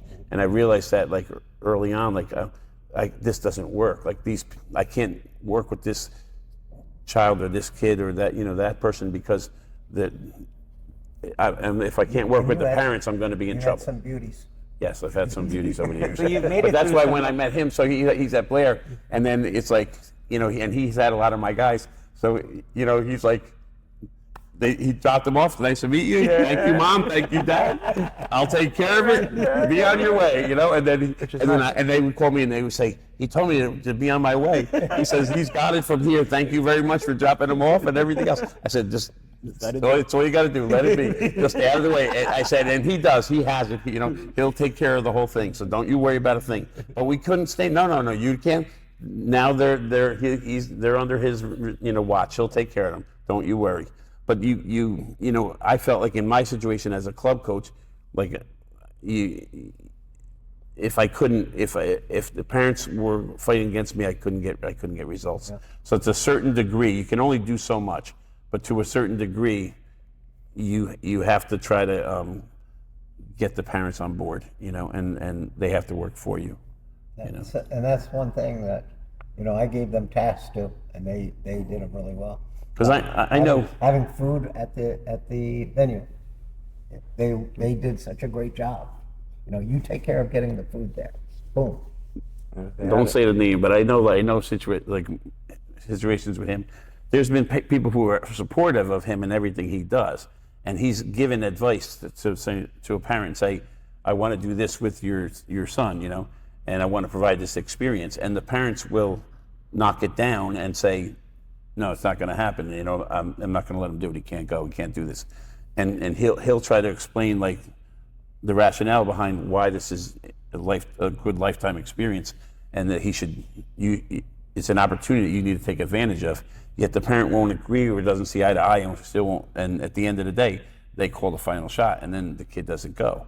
So even like sometimes in a case where you have had somebody who's on board, like again, the parent always has the role is so critical that if they don't do the work to try to there's not a good line of communication between the coach and the parent, it makes the task so much harder. It's just really difficult, And that's where the transactional wrestling of today kind of comes. They drop them off, they pay their bill, they don't even, and then once they start getting good, then they think they have an idea. I mean, these are all things that like we're trying to do better and better. And I feel like one thing that's helping the wrestling club industry is Matt and Wrestling IQ, right? It's helped hold people accountable. Yeah. And that's the software we all run on. You know what I mean? That software has changed my business so much. You know, just between who's committed, who's not, who's using you, all those things, who is taking advantage of you. That software used to be spreadsheets in my place, you know? So that was a big change like 5 years ago. And it's helped a lot, just focusing on the people that are committed to you, the people that are in your club. It's the wild, wild west I out think you've done a there. good job with that. Ever since I met you. What's that? I think you develop good loyalty. Oh. And if you're not, you know it, right? Yeah, you know it, right? And you're always going to develop majority loyalty. It's those 3 or 4 or 5 people. You know, I feel like most of the people are normal people. Well, because for me, I value more the journey. So, like he said, if you said to me, "What do you value the most?" It's the process and it's the journey. So you have to learn. I think for some people, they have to learn that. If you're a parent, you have to learn to step back, smell the roses. It goes back to gratitude. You know what I mean? So when you have that gratitude and you're thankful for those things, you know, like. I mean, like I said, I keep going back to his example with his son would, you know, to do what he did in the Olympics. How can you not be thankful? You know what I mean, for the people around you. So when you're thankful for those things, and even though like you're, you know, the days are hard, you learn. It changes your whole perspective changes, and that's why, like you said, you were trying to figure out the gratitude piece. I try to tell the kids, what it does is it takes the pressure off of matches. Right, so people don't understand. So big deal. They said they're thankful. They have gratitude. Why do they have gratitude? Why is it important to have gratitude? Because it puts things in their proper perspective, and you realize, like at the end of the day, when they're done with the wrestling match, it's a wrestling match. I'm gonna go home to my mom and dad. They love me. You know, my brothers, my sisters, my family, my life outside of wrestling, and everything's gonna be okay. And You need a number 5. it balances you. What's number 5? Gratitude. Gratitude. That's the top. Thankful. Yeah. But yes. But that's yes, what you it put it at does. the end too. It puts You it put it back at the into top. You should perspective that bookend it's a it. match. You're right. You know? Bookend it. Right.